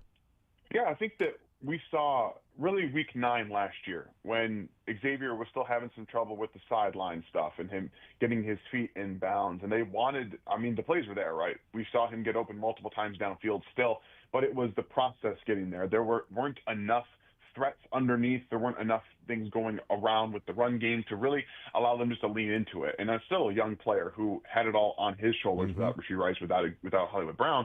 So they had to really change that again. And after that Week 9 loss to Buffalo in the regular season last year, that's where we saw the change, right? We saw those out routes, those like 7-yard outs from Xavier. We are going to work on the intermediate. We want to get the ball out of the hands quick. Use your yards after catch. We're going to put him in the backfield. We're going to get him in the flat, things like that. And now I would say it's even better than maybe they envisioned it, because instead of Hollywood Brown being that third in terms of taking the top off, I think Tyquan Thornton's emergence has given them something they didn't expect to even have last year, because for everything Hollywood Brown is, and he was still, the speed is still kind of there. He was able to be used in that role a little bit last year in the postseason. You look at the postseason as well as the Super Bowl, even though it didn't go well for the Chiefs, there were still moments where you saw him garner defensive gravity from the Eagles. But Tyquan Thornton's emergence this season, when you don't have Rashee Rice, when you don't have Xavier Worthy, and he's still able to get open downfield, and Patrick has really worked on that connection with him. You put Xavier Worthy back into the fold, and then I really appreciate, again, the mindset of Matt Nagy and the offense this week, because yeah, the threat of Tyquan Thornton is still there, but we didn't target him nearly enough. We want every defense to know that this is going through Xavier. We want everything to go through there. So once the defense starts to finalize, respect it, start to rotate those safeties, shade them over Xavier Worthy, that means Tyquan Thornton is going to get more single coverage. He's going to find more space. So when you can bump Hollywood Brown down to more of a possession intermediate player instead of always having to be that other side of the offense, other side of Xavier Worthy, just speedster guy, I think it rounds out the entire offense really from the wide receiver perspective, and it gives them an element that they didn't think that, or really that they didn't have last year, and it could make them even better. Yeah, I was going to ask, as you're talking through that, it makes me wonder, when Rashee Rice comes back, or even right now, like where does Tyquan fit in this receivers room? Because this is not like a couple of years ago where you're going, man, can somebody freaking catch the football? Can somebody win? Can somebody get open? And, hopefully everybody stays healthy the next couple of weeks against the Jags and the Lions. And then when Rashee Rice is back against the Raiders, you can look at it and say, you've got Rashee and X and Juju and Hollywood and Tyquan, and you're 5 guys deep there that, all of those guys like Juju, Hollywood, and Tyquan in the first few weeks of the season have been like the leading receivers at certain times, and Tyquan keeps catching touchdowns. This is as deep of a receiving core as I can remember the Chiefs having. So where does Tyquan fit in this one? Does he move ahead of Hollywood? Is he then just a package player? Like, how does he then fit into this one? Because Tyquan has been a really nice revelation.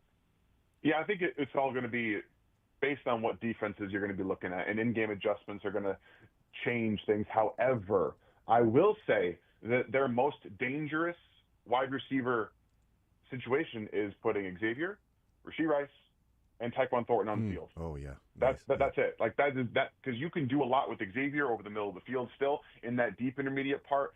I mean, I think Tyquan's still developing as a route runner. He's still not there yet. He's still learning the offense. But I think in terms of just pure dangerous offense, we're talking about those 3 players. And that is incredibly crazy to think about because we all remember that Tyquan was drafted in the second round over some players that we will not talk about.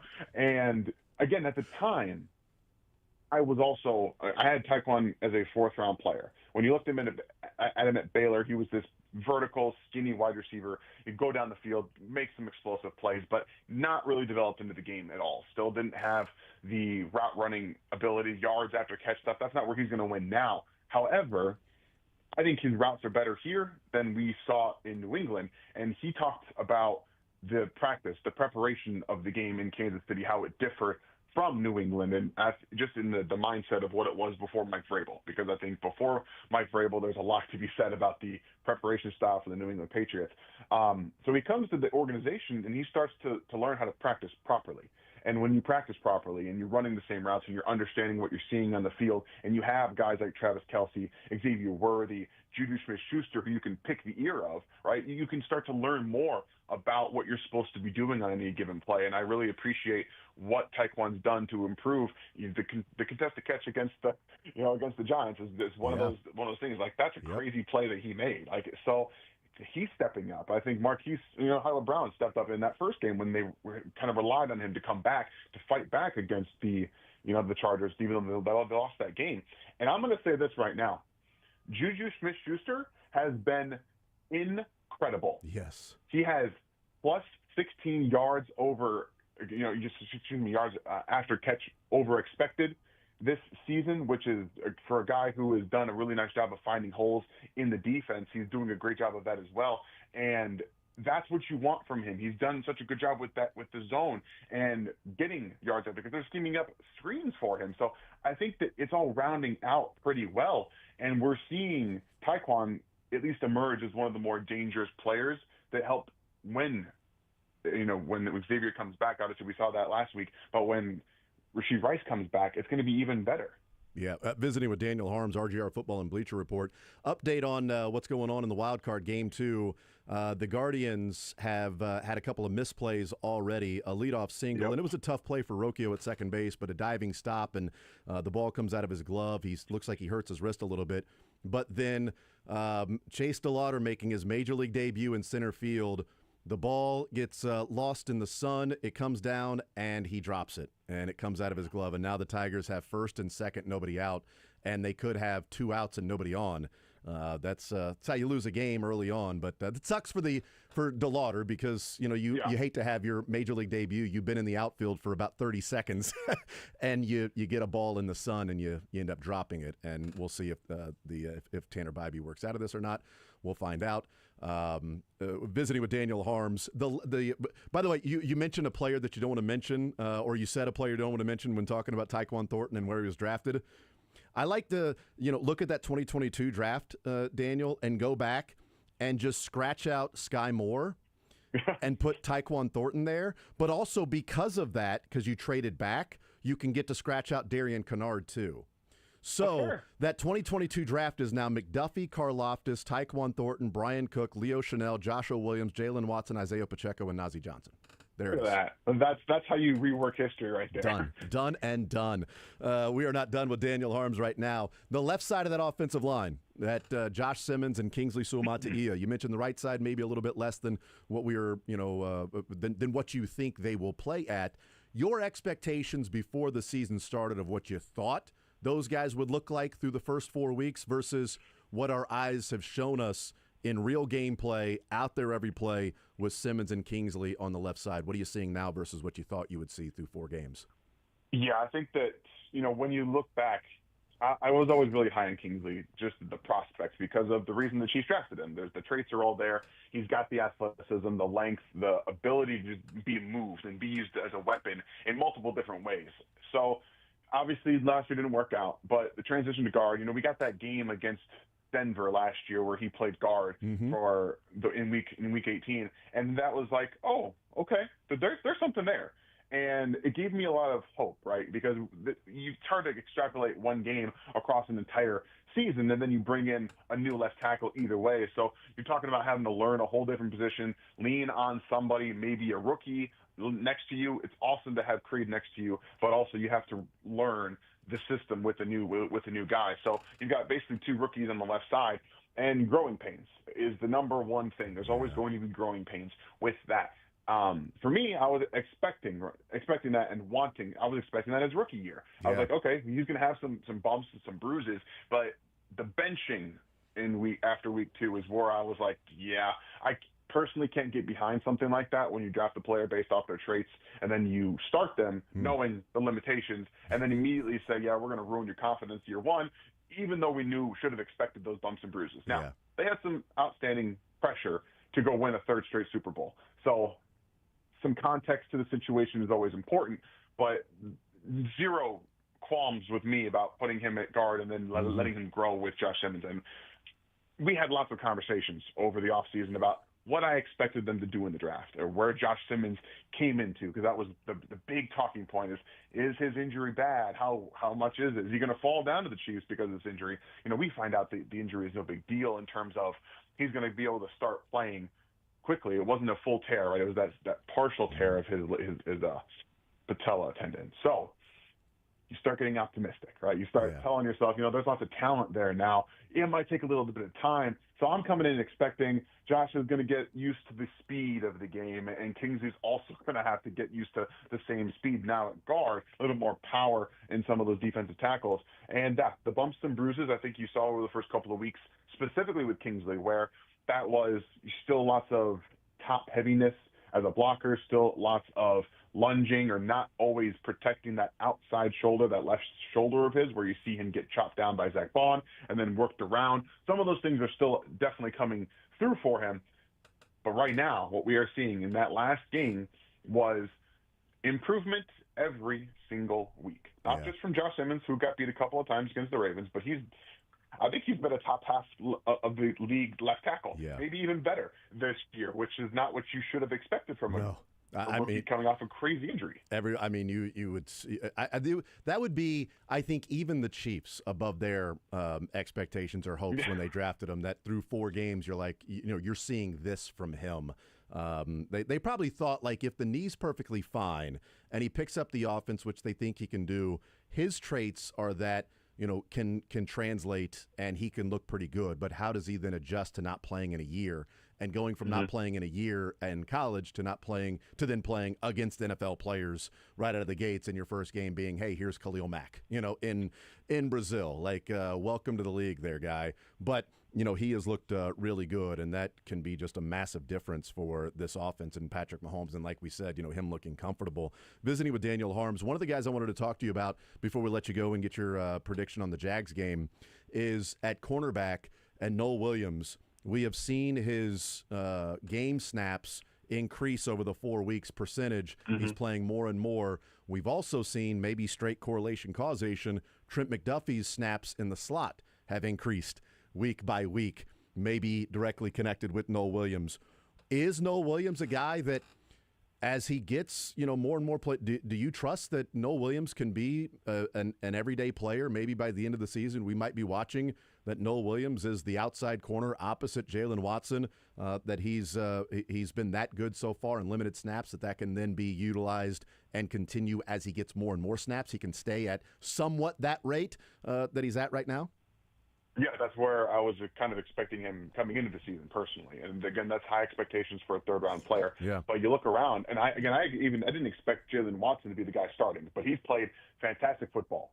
He's been everything that he was before the injury last year. I think a little bit better in terms of finding the football. So hats off to Jalen Watson for not just proving me wrong in that aspect, but going out there, improving our old buddy, the late great Therese Taylor. The contract year truly is undefeated, and Jalen Watson is playing for that contract. But Noel Williams is the Spags DB. Dave Merritt, Spags DB. He can play multiple coverages. He can play man. He can play cover 3. He can play cover 2, and he's competitive. We've seen that on special teams. That the first thing that he does, like in the NFL, is go rock some guy on punt coverage. Like he wants to go and make hits and be that physical player. And you see that in the run defense. It shows up in the way he plays against A.J. Brown, the way he plays against any of these big receivers. He's not going to back down. That's not the kind of player that he is. And as we've seen, he's going to be a very good vertical playing player for the Chiefs. And that's what they really want there. Excuse me, I just have to throw up as the Tigers strike out. I know, on the side with you get runners on first and second. Yeah, feel free to vent a little bit with first and second, nobody out, and then 3 straight strikeouts for the Tigers. That was rough. So we can take some breaths and everything. I'll allow you to handle it whichever way you feel. It's just such a Tigers thing to do. All right. But to my point about Noel Williams, that this is a little bit less than what I expected him to be doing, because I projected that he would be a starter this year. and that would allow Trent McDuffie to roll down into the nickel a little bit more, which when you look at Shamari Connor this year, he has allowed 13 receptions on 15 targets for 143 yards. So we're talking about a guy who was the big nickel early in the season, really the only nickel for the Chiefs. And as that has gotten closer and closer to week 3 and week 4, Steve Spagnuolo was like, yeah, you're probably a too high safety. We'll roll you down in the box every now and then. You'll play a little bit of big nickel, but we want to get McDuffie in there as best we can, because Shamari Connor just can't keep up with receivers. He just can't. So when you get play out of Noah Williams like that, when you trust him with more snaps, and he's going out there, he's playing competitively, he's learning from the penalties, which, again, I don't care so much about the illegal contact or the holding stuff. That'll get washed out for a rookie who's still learning the game. We've seen that. He's growing, and he's not holding as much at the top of routes. He's staying in that hip pocket and playing really well down the field, locating the football, playing at the catch point. So all of that trust is starting to build for Dave Merritt and Steve Spagnuolo, who typically wait until after the bye to get these guys going. But I think you have to reward the play, and because it's allowing Trent McDuffie to rotate down into the nickel a little bit more and make that defense more formidable, I think it's only going to help them going forward. Interesting. Daniel Harms, RGR Football, Bleacher Report. Last one for you. What do you think of this Jags matchup on Monday? And if you have maybe a score or something in mind you think it might be. Not holding you to it because it's Wednesday, still 5 days away, but what are you feeling right now? Yeah, so this is an interesting game. I think the Jaguars are a little bit worse than their record. I think that they've had some very good turnover luck as well. They've been taking the football away at a crazy rate. Their offense still feels weird, like it's betting on an explosive run from Travis Etienne to get going. You still see some of the bonehead throws from Trevor Lawrence, but he's playing better. Again, Liam Cohen's system, game 4, right? You got to allow for some time for that. And there's some legit horses on defense on defense. You're probably going to see some Travis Hunter in the secondary, but you're going to want to focus on Josh Hines-Allen and Trayvon Walker in the pass rush against these Chiefs tackles. This is, again, another crazy matchup. The Chiefs Chiefs offensive line has dealt with some real pass rushers over the first 5 weeks of the season, and it's getting them geared up for that postseason run. So I'm excited about that. But it's going to be a lot of fun on Monday Night Football for the Chiefs to handle a team that I think is ascending, but still has some warts I think they can exploit. I don't know if I have a real score for you guys quite yet, because, like I said, it is Wednesday. We'll do the game plan at RGR on Friday, where I'll have a real score prediction. But I do think that this is an area where the Chiefs can start to really lean into having fun like they did last year. Or last week, excuse me. So maybe one thing I will predict. I don't believe the Chiefs punt or kick a field goal on their first drive. I think they scored the first touchdown on their opening drive this week against the Jaguars. I love it. You know what? I'm gonna go and put my entire mortgage on that at DraftKings. First drive touchdown, and I'll just send you the bill if it doesn't hit, Daniel. No big deal. No worries there at you go. all. That's all I gotta do. Daniel Harms, RGR Football, Bleacher Report. Daniel, gracious with your time. Thank you so much. And now I'll let you get back to watching the Tigers as they get the first out with Stephen Kwan. You're good there. So now you can just sit back and relax and watch the rest of the game. Thank you, sir. Very gracious. I very much appreciate the time, and thank you always for having me. Absolutely. Daniel Harms, he's the best. RGR Football, Bleacher Report, big Tigers fan, and very, very kind of him to join us and talk Chiefs while, unfortunately for him, while the Tigers get first and second, nobody out in the top of the first against Tanner Bybee, and then have 3 straight strikeouts, and nobody even touches third base. They were 1 for 8 yesterday. The Tigers were with runners in scoring position. They are now combined 1 for 11 in these 2 games so far with runners in scoring position. But they have the 1-game lead in this series so far. We'll take a timeout. We'll come back, continue rolling more zone right after this.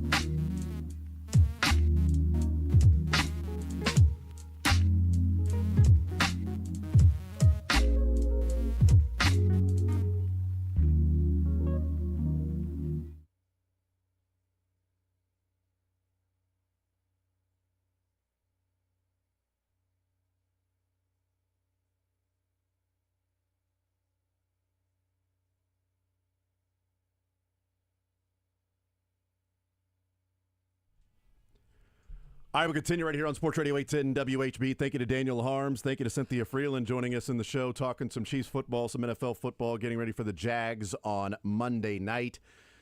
Guardians lead the Tigers 1-0 after one with Valero's home run. They went and fueled up. That's what they did with some offense. They got some Petro in the offense there for with Valero. Why? It makes no sense. The Guardians just have guys you've never heard of. Just what they do, man. They get called up and just rake. It's what they do. And then you look down, you're like, that guy hit 210.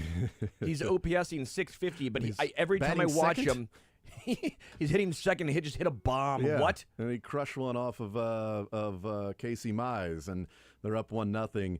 The Tigers had a great chance in the top of the first. They had first and second, nobody out, because, well, they had a single to the right side that Rocchio couldn't handle, but he dove and his glove got stuck in the ground. It looked like he hurt his wrist. They paused the game. Trainers came out and looked at him.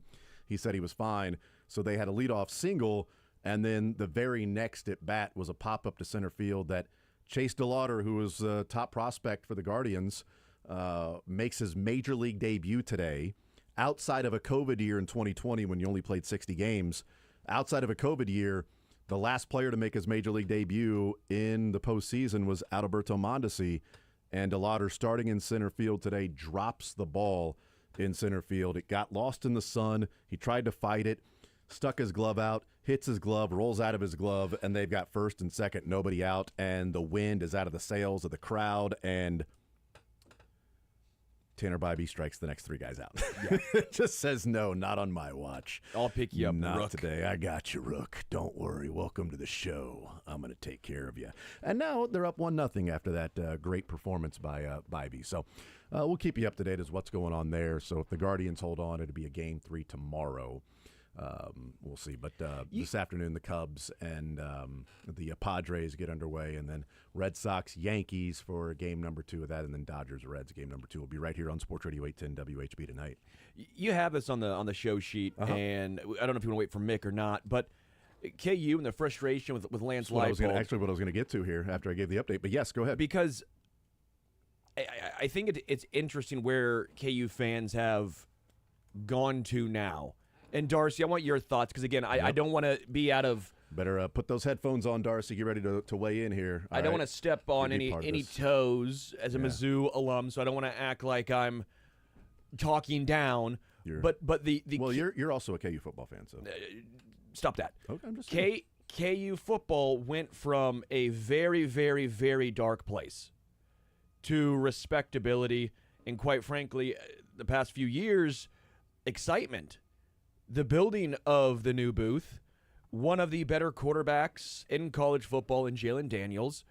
You had a running back get drafted. I mean, you've had some pieces, and you've had fun. And now you're starting to see the rumblings of, well, Lance Leipold can't do this, and he's bad at clock management, and has he been perfect? No. Mm-hmm. But you're still building. Like, it wasn't going to happen overnight. I know NIL and all this makes it a little easier because you've seen, at least in college basketball, which is a lot easier than college football, to have it turn around that quick. You might say, well, Florida State's doing it this year after last year's debacle, but you're not Florida State. You don't have the brand. You don't have the history. It's going to be a slower build. Now, I also get that Jalen Daniels last year, what's it going to look like next year? If you can't do it this year, then what? I think K-State's probably asking the same question with Avery Johnson. This was supposed to be the massive step forward year for that team. They haven't. I don't understand Kansas fans. I'm not saying be grateful for mediocrity, but it is way too soon, way too early, and in my opinion, unfounded to have some of this vitriol that is being directed at times to Lance Leipold.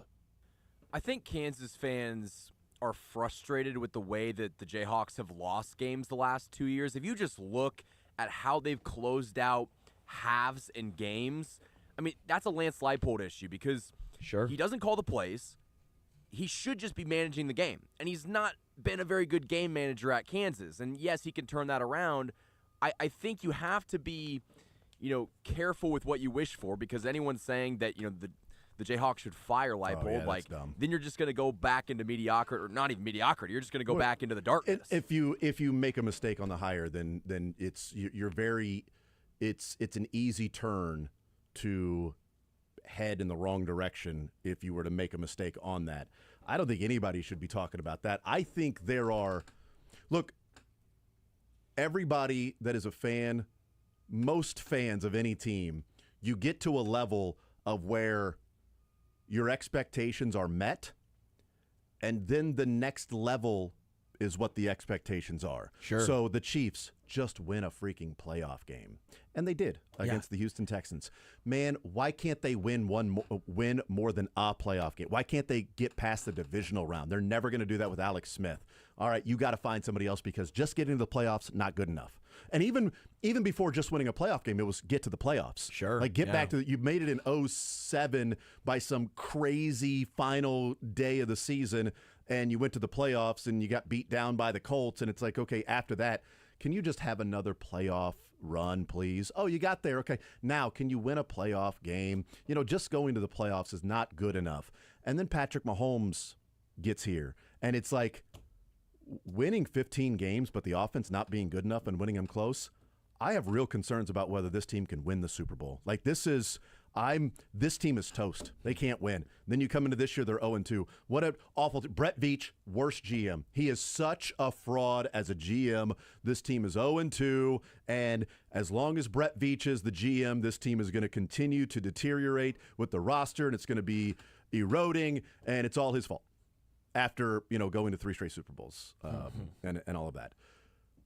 So you want the next thing. Sure. And I think for KU, when Lance Leipold gets there and it's an immediate you see it quickly, right? And then the Texas win and you're like, oh, wait a minute, this feels different, right? And then you bowl eligibility and again, and raising and increasing the wins each year until last year. And it was like, you know what? Every once in a while, you have one of those bad years. You have a year where it's like nothing goes your way. There are some years where a lot of things go your way. And there are some years where a lot of things don't go your way. And last year was one of those to where you gave a game away here and you gave a game away there. And you should have beat this team. And you had a bad turnover on that one and something late in the game with this one. And you could have got a turnover there and it didn't happen. And you lose these games. And then you get hot towards the end of the season. And it's like, can that carry over into next year?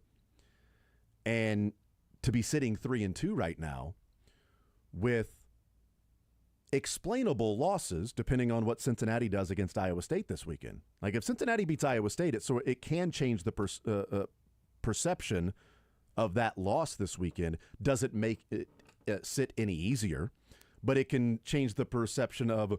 So the Bearcats' only loss is at Arrowhead against Nebraska with 70,000 Cornhusker fans there, and then they win at KU, and then they beat Iowa State at home. And they're undefeated in the Big 12. Like, it could change the perspective a little bit, but I don't think it will change the frustration in how KU ended up with the 2 losses, because I think that's where the next step for Lance Leipold is expecting this team to compete. They're there. You've got that. That's a credit to Lance Leipold. Now, what do you do the next step when you have an opportunity for a special season and you feel like you gave one away against Cincinnati and had opportunities against Missouri that slip away, that you go, okay, so is the coach in a position to now get him over the hump? Because 2 different teams moved on from Marty Schottenheimer, who turned their organization around, but felt like he couldn't take the next step. Chiefs and Chargers both said, we need somebody to take us to the next level. I'm not saying that's where KU is, but there are now at least some frustrations that are coming to the surface that, Michael, have more than just one specific incident anecdote to point to of, well, yeah, this was a rough clock management and in-game decision, but look at all of these others that were amazing, where it starts to add up with frustrations last year of this game and that game. Well, this was questionable. Okay, what happened there? And then the Cincinnati one sort of, full on coming away from that game going, how do you give it away? This team could be 4-1 right now. I think that was the frustrating part, is as a Kansas fan, we've seen them lose that game for years. And when Cincinnati got the ball back in the fourth quarter driving, right after they dropped that interception, I was like, okay, this is over. And so My question was, are you going to get the ball back with enough time to go and score? Because once they dropped the interception, I'm like, oh God, this is going to be a touchdown, and Jalen Daniels is going to have to save him. Like Jalen Daniels is going to have to do something special to pull this one out. So I definitely think that Leipold is to blame a little bit for the game management because again, he's not calling the offensive plays, he's not calling the defense. That's very clear. And so what exactly is your job on game day? To manage the game. And if you just want to go back and look at last year, there were multiple games where whether in the end of the first half they let it slip. I mean, look at Missouri this year when they were able to march down the field with like 20 seconds left and kick a field goal. And obviously they ended up losing by, 10 or 11? But at that stage in the game, that field goal is massive. Yeah. And I think I came away with a frustrating feeling from that game when they get down the first down at the 2-yard line and there's confusion in personnel on the defense and you got a guy running off the field. You've got 2 timeouts and 34 seconds left? Yeah.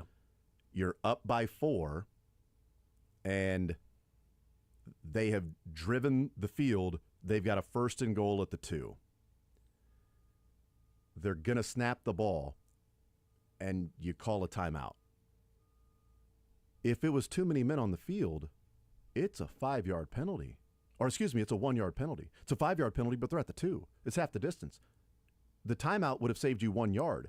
But the correct play is just to let them score, which I think they probably would have done anyway, the way that they were moving the ball down the field. They probably would have scored anyway. And so you call a timeout, you come over to the sideline, and then the next play certainly looked like they were letting him score. I would hope if you're a Kansas fan, defensively, you would hope that they were trying to let him score on that last one because that's what it looked like. So if that was the plan, you wasted a precious timeout to save a yard if it was too many men on the field. But to do exactly what you should have done anyway. Because at that point, if you're the coach, you got to understand you're seeing what's happening. Our chance of winning is getting the ball and us going and scoring or getting this thing to overtime because they are driving. They've got first down after first down. We dropped the interception. And two different guys did, by the way. And then that's not on Lance Leipold. Yeah. That's not like right. And the fourth down, but once they got down inside the 5, they were scoring.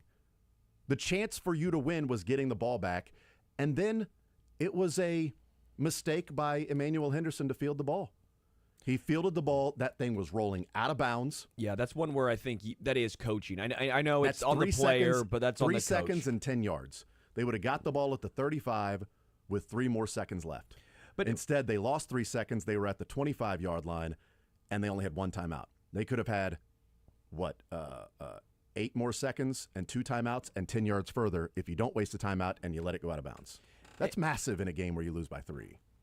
And I get that he's coached before he got to this level, but a lot of times it takes a while for guys to hone in late game strategy and even some of these big time moments. I mean, Andy Reid for the longest time, that was the knock against him. Even when he got to KC, it took years and years of even being in Kansas City for that to go away.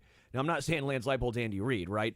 But I'm saying that even the greats at times have struggled. And anytime, again, we're talking interceptions. That's not the head coach. Yeah, he can't catch it for those guys. So it's going to look worse, especially when you don't close that out. I guess for me, when it comes down to it, is the KU program better with him as their head coach or not? Yeah, absolutely. And to me, the answer is yes. Until if this is 3 years from now and the same mistakes are keep being made, if the same late game decisions or the first half decision against, Mizzou when he ran out of bounds. Now, again, that's the player running out of bounds, but you got to tell him going in before that, hey, whatever you do, make sure you do not go out of bounds. Yeah, that was a mistake. That could have cost him against South Carolina, but they had a kicker step up and make a big kick. But Jamal Roberts ran out of bounds and saved him a timeout. 40 seconds. I was talking about the against Mizzou when KU did it. Before half. Before half. Right. But point remains. But also Missouri did it then the next week against South Carolina when Jamal Roberts picked up the first down. It's like you need 1 first down. But then he picked up the first down and ran out of bounds. Yeah. Well, now you need another, and they didn't get it, and they had to kick the field goal. Anyway, sorry, go ahead. But it's kind of the point. It happens in college football. They're college kids, but it's if it continues to happen for Lance, then I understand. I think that you have a year and a half of this. You have last year and this year in close games where it's not gone your way. And Lance, at times, some of the decision-making has not been great. But I just think it's way too soon. Again, we're not talking Alabama or Georgia. I think even with Eli Drinkwitz, we as a Mizzou alum, we had some patience with him with some of his poor end-of-game time management decision-making. I think none more blatant than the Harrison Mevis 61-yarder. But Yeah, Mevis right. also bailed him out. Bailed him out. Because that would be a conversation, I think, that we'd probably still be having in a negative light. Would have been massive. So players bailing out and coming through is going to make it look better. But for me, I just think it's too early for some of the, at times, anger being directed, it feels like, at Lance. Well, and I think part of it, too, is like you look at how well coached of a team. It's like, okay, what are they doing discipline-wise? You watch those games on Monday night. The Jets are a joke. Like, that is such an undisciplined football team. Like, Aaron Glenn coming from the Dan Campbell tree and being like a tough, hard, in-your-face, hard-nosed coach, and then his team being as undisciplined as they are. Like, that was a joke watching all the procedural penalties, the ridiculous stuff that they were doing, and then going over and showing Aaron Glenn just being mad. Like, yeah, well, this is your team. Like, you've had off-season training camp, and now it's week 4, and they're still doing some of these dumb things. Like, that is an undisciplined team. Kansas, the last 3 weeks, has had a total of 11 penalties for 76 yards. Total in 3 games, with 2 turnovers, one of them being a pretty decent one at the 1-yard line by Jalen Daniels. That one hurt. And the other one being the fumble that ended up going in the end zone for Mizzou. That was a batted, loose ball that was batted backwards. That should have been a penalty. Wasn't. Refs suck. It shouldn't have been a penalty on the face mask later on in the game. But you know what? What else is new? Refs are just suck. inconsistent. But those are the 2 turnovers. So you're talking about 3 games worth and 11 penalties for 76 yards in the last 3 games and only 2 turnovers. 2 of those are losses. Maybe the discipline for Lance Leipold and how his team is playing is the reason the talent is in those games to even criticize his late game management. When for all this hatred of Lance Leipold and how he's managed the game, I don't really see a lot of outrage of the defensive coordinator who got in the face of the West Virginia quarterback last week. And then against Cincinnati, when his defense is getting shredded, you don't see anything. So I think there needs to be more criticism going his way, especially with the defense. If you just look at the quality of opponents that they've played, yeah, they look good against teams that really don't deserve to be up here. But against Mizzou and Cincinnati, they got shredded. So maybe that's a conversation to have. Yeah, so they had, looking at it now, 2 penalties and 10 yards against Mizzou and 1 turnover. 4 penalties and 40 yards against West Virginia and no turnovers. And then against Cincinnati, 5 penalties, 26 yards, and 1 turnover. So 11 penalties in 3 games for 76 yards total in 3 games and 2 turnovers in 3 games. That's like, if we watch Monday night and go, good God, what a terribly coached, undisciplined team the Jets are. Well, then it's tough to then turn around and go, man, Lance Leipold's kind of the problem why this team is losing these games, because those are yards in the margins that start to add up over the course of week by week by week. Here's another 11 penalties. Here's another 12 penalties, a 10-penalty game. Look, another 9, 11 penalties. No, it's 2, 4, 5, 2 turnovers, and you had an opportunity against Missouri that looks pretty legit on the road in a rivalry game. You destroyed West Virginia, and you come away thinking you gave away the game to Cincinnati, and Lance Leipold didn't fumble at the 1-yard line. Lance Leipold didn't choose to kick a field goal with 1st and goal from the 5. When you ultimately got stopped and you had to kick the field. It wasn't 1st and goal at the 5, let's kick it. They just 2 goal-to-go situations and you came away with 3 points in a game in which you lost by 3. Like, that's tough to overcome in it with a team that is probably more solid all around than certainly I gave him credit for.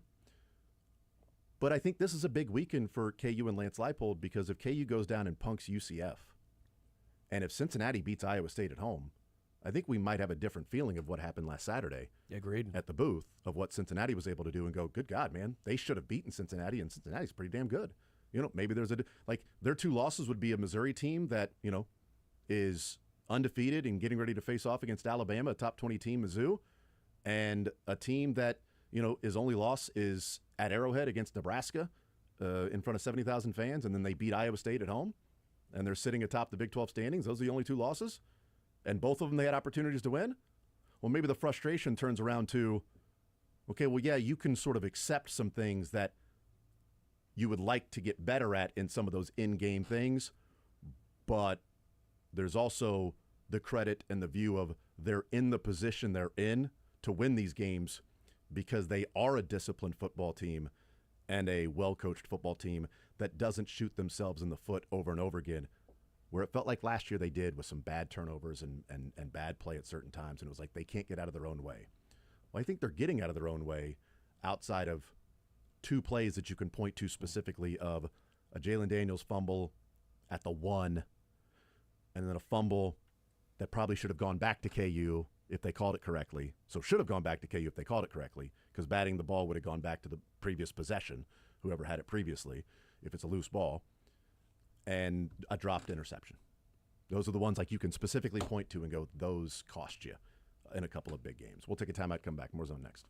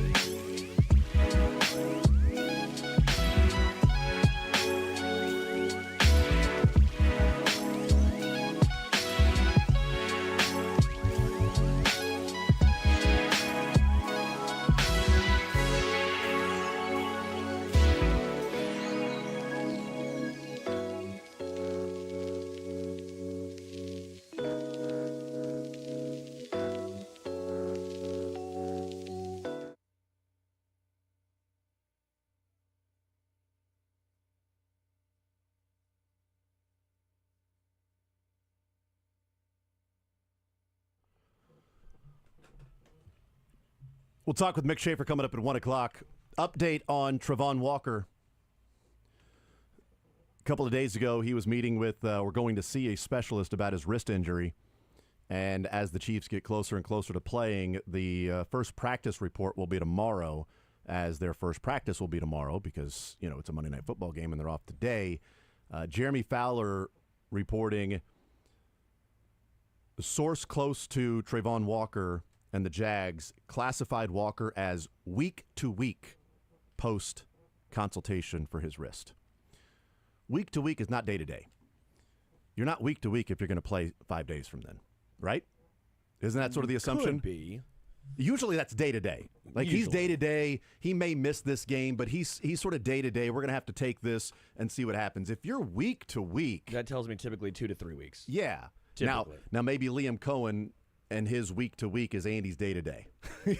We don't know about the different classifications and how coaches go about that. But hearing week-to-week, I would guess that it's one of those to where we'll look at it this week, and then we'll reassess next week. Sure. And then we'll reassess the week after that. Week-to-week also could be, this is a week-to-week injury, not an IR injury. Sure. So I'm letting you know that this is not going to be an IR designated to return. This is week to week. So for the meantime, we're not going to put him on IR. It'd be like Chris Godwin to start the season. Yeah, right. Jalen Royals, week to week. Sure. Missed the first 3 games. He was week to week. Or missed the first 2 games. I'll say this. Either way, I'm trusting the Chiefs' offensive line in this one. Yeah. They look so good against the Ravens. I know they're banged up. Doesn't matter. Confidence is high. Yeah. Yep, absolutely. Still 1-0 Guardians over the Tigers, bottom of the third. Mick Schaefer next.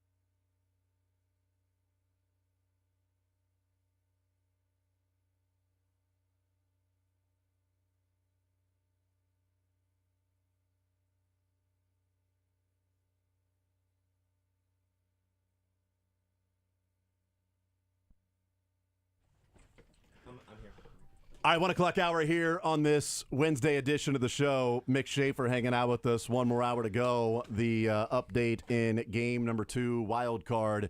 It is the Guardians still up 1-0, top of the 4th over the Tigers. So I'm done with the Guardians. Oh, they came back on the Tigers storyline. I'm ready for like a Tigers storyline just to sweep them. Like, oh, all that work you did didn't really matter. Oh, yeah, it's like, oh, really? Because we're in the same spot we were earlier.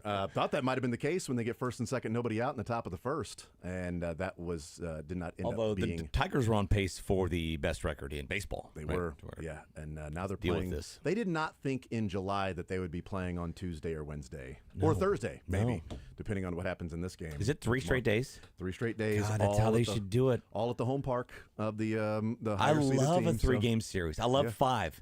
7, I lose attention, especially like if it's in the NBA and they take 2 days between each game. Oh, yeah. I got other stuff going on. You don't have a travel day today. You No. don't need a travel day. You don't Come need a right travel out. day for these. 3 You're straight used games. to playing baseball every day. Do it again. 3 straight games Do it. at the home park of the higher seeded team. And you've got the advantage if you're the higher seeded team. You got to win 2 of them. But doesn't mean it always happens. Because I NBA remember should do that. I think they should stair step there.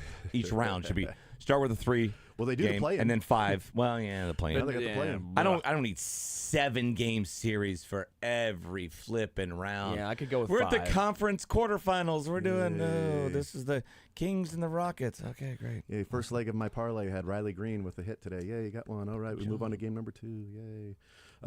So we and are. the crowd goes mild. Yeah, and the crowd does not care. I thought I watched him play the Royals, so I thought Riley Green got like multiple hits every game. Doesn't he bat 750? Yes. I feel like the 2 best players in the league are Riley Green and Ty France. And it's funny, you look like you'll see their average come up and like, oh wait, they're just regular guys against everybody else. Riley Green's really good. What's his average? He's average on probably 280. He's had a breakout year this year. This has been his best year. It's been like Riley Green's a guy that you can.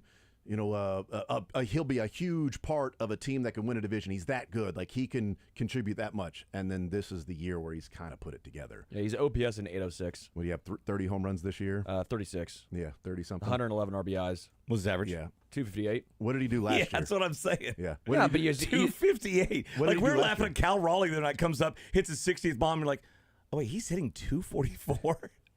It's funny. It's a little different. Other, pedestrian, what was once the most important thing in baseball. Well, it's funny. He went from, I guess, what would you rather have? Him hit 288 with 11 home runs or him hit 258 with 36?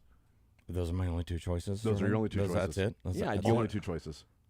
I don't know. Is he driving in runs with those extra hits he's getting to get his average up? No. How many more RBIs? He had about 64 more RBIs. Are you doing last year's stats? No, I'm doing 2 years ago. He went 2 less years games. ago. Last year, he had 24 home runs. This year, he's got 36. Last year, he had 74 RBIs. This year, he has 111.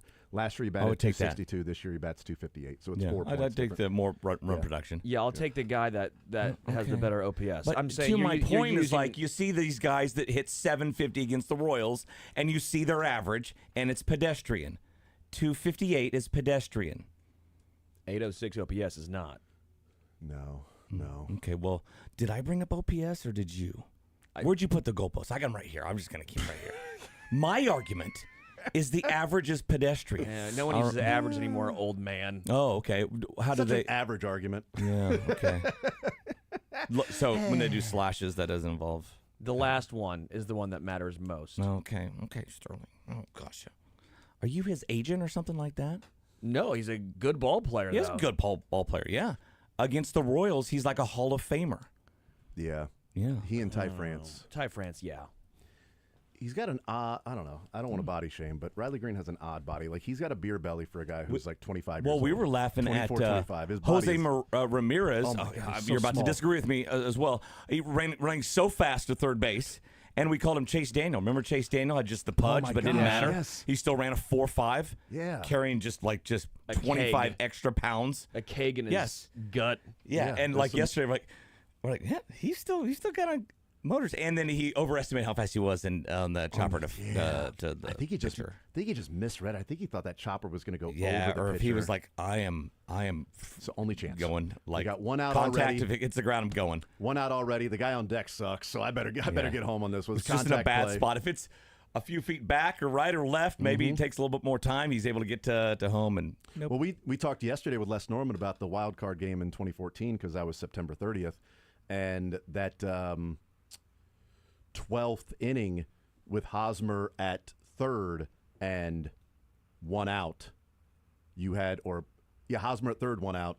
You had the Cologne chopper that Hosmer read quickly. Luckily, it was a chopper that was off the plate and then slow enough that Donaldson couldn't get there to make a play, and then Cologne was safe at first. But if that was a chopper back to the pitcher, we might be talking about a different story of the Royals in 2014. But it wasn't. Speaking of Cologne's better. Speaking of a different story, ZOUs. Yes, different story. Well, Riley Green's at third with 2 outs. Guardians are up 1-0. We'll keep you up to date and abreast of the situation going on with that game. All right, let's get to the ZOUs. You know, Mick, I said that at the beginning of the show I was previewing the ZOUs, and I said this is starting to become a little bit like the Bachelor franchise because so many times I'm like, this. We're all hot. This is the well, and there's several each year. There's several seasons every year, right? Yeah, that's like, this is one of the. Well, now they're doing the old guy Bachelor now. So now that's it's golden. Why, Now it's golden Bachelor and Bachelor. Yes, but I said this is a year that's like it's the closest we've ever seen, and I've said that now like 3 times in a row. But this is actually the closest we've ever seen in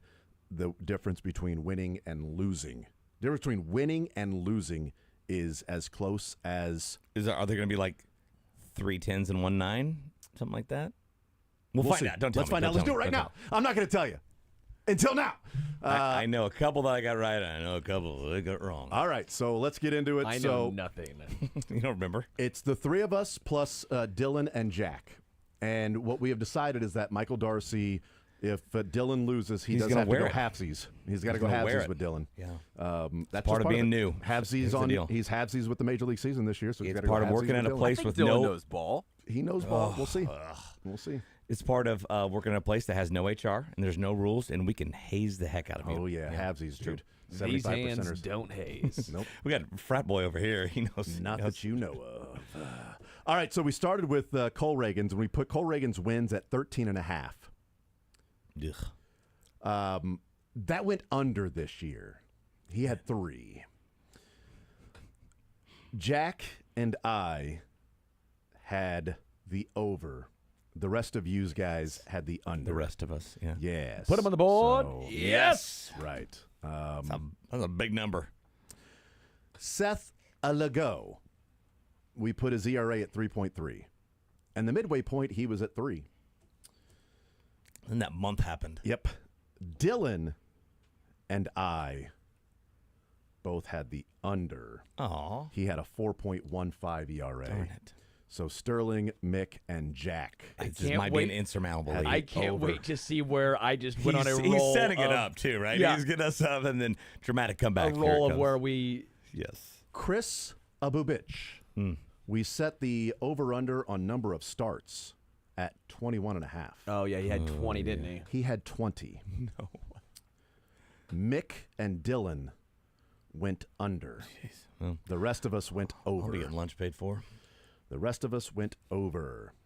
Bullpen total saves. We set it at 43.5. It ended up with 47. We all went over. So we all got a point for that. Mixed collapse might be the greatest.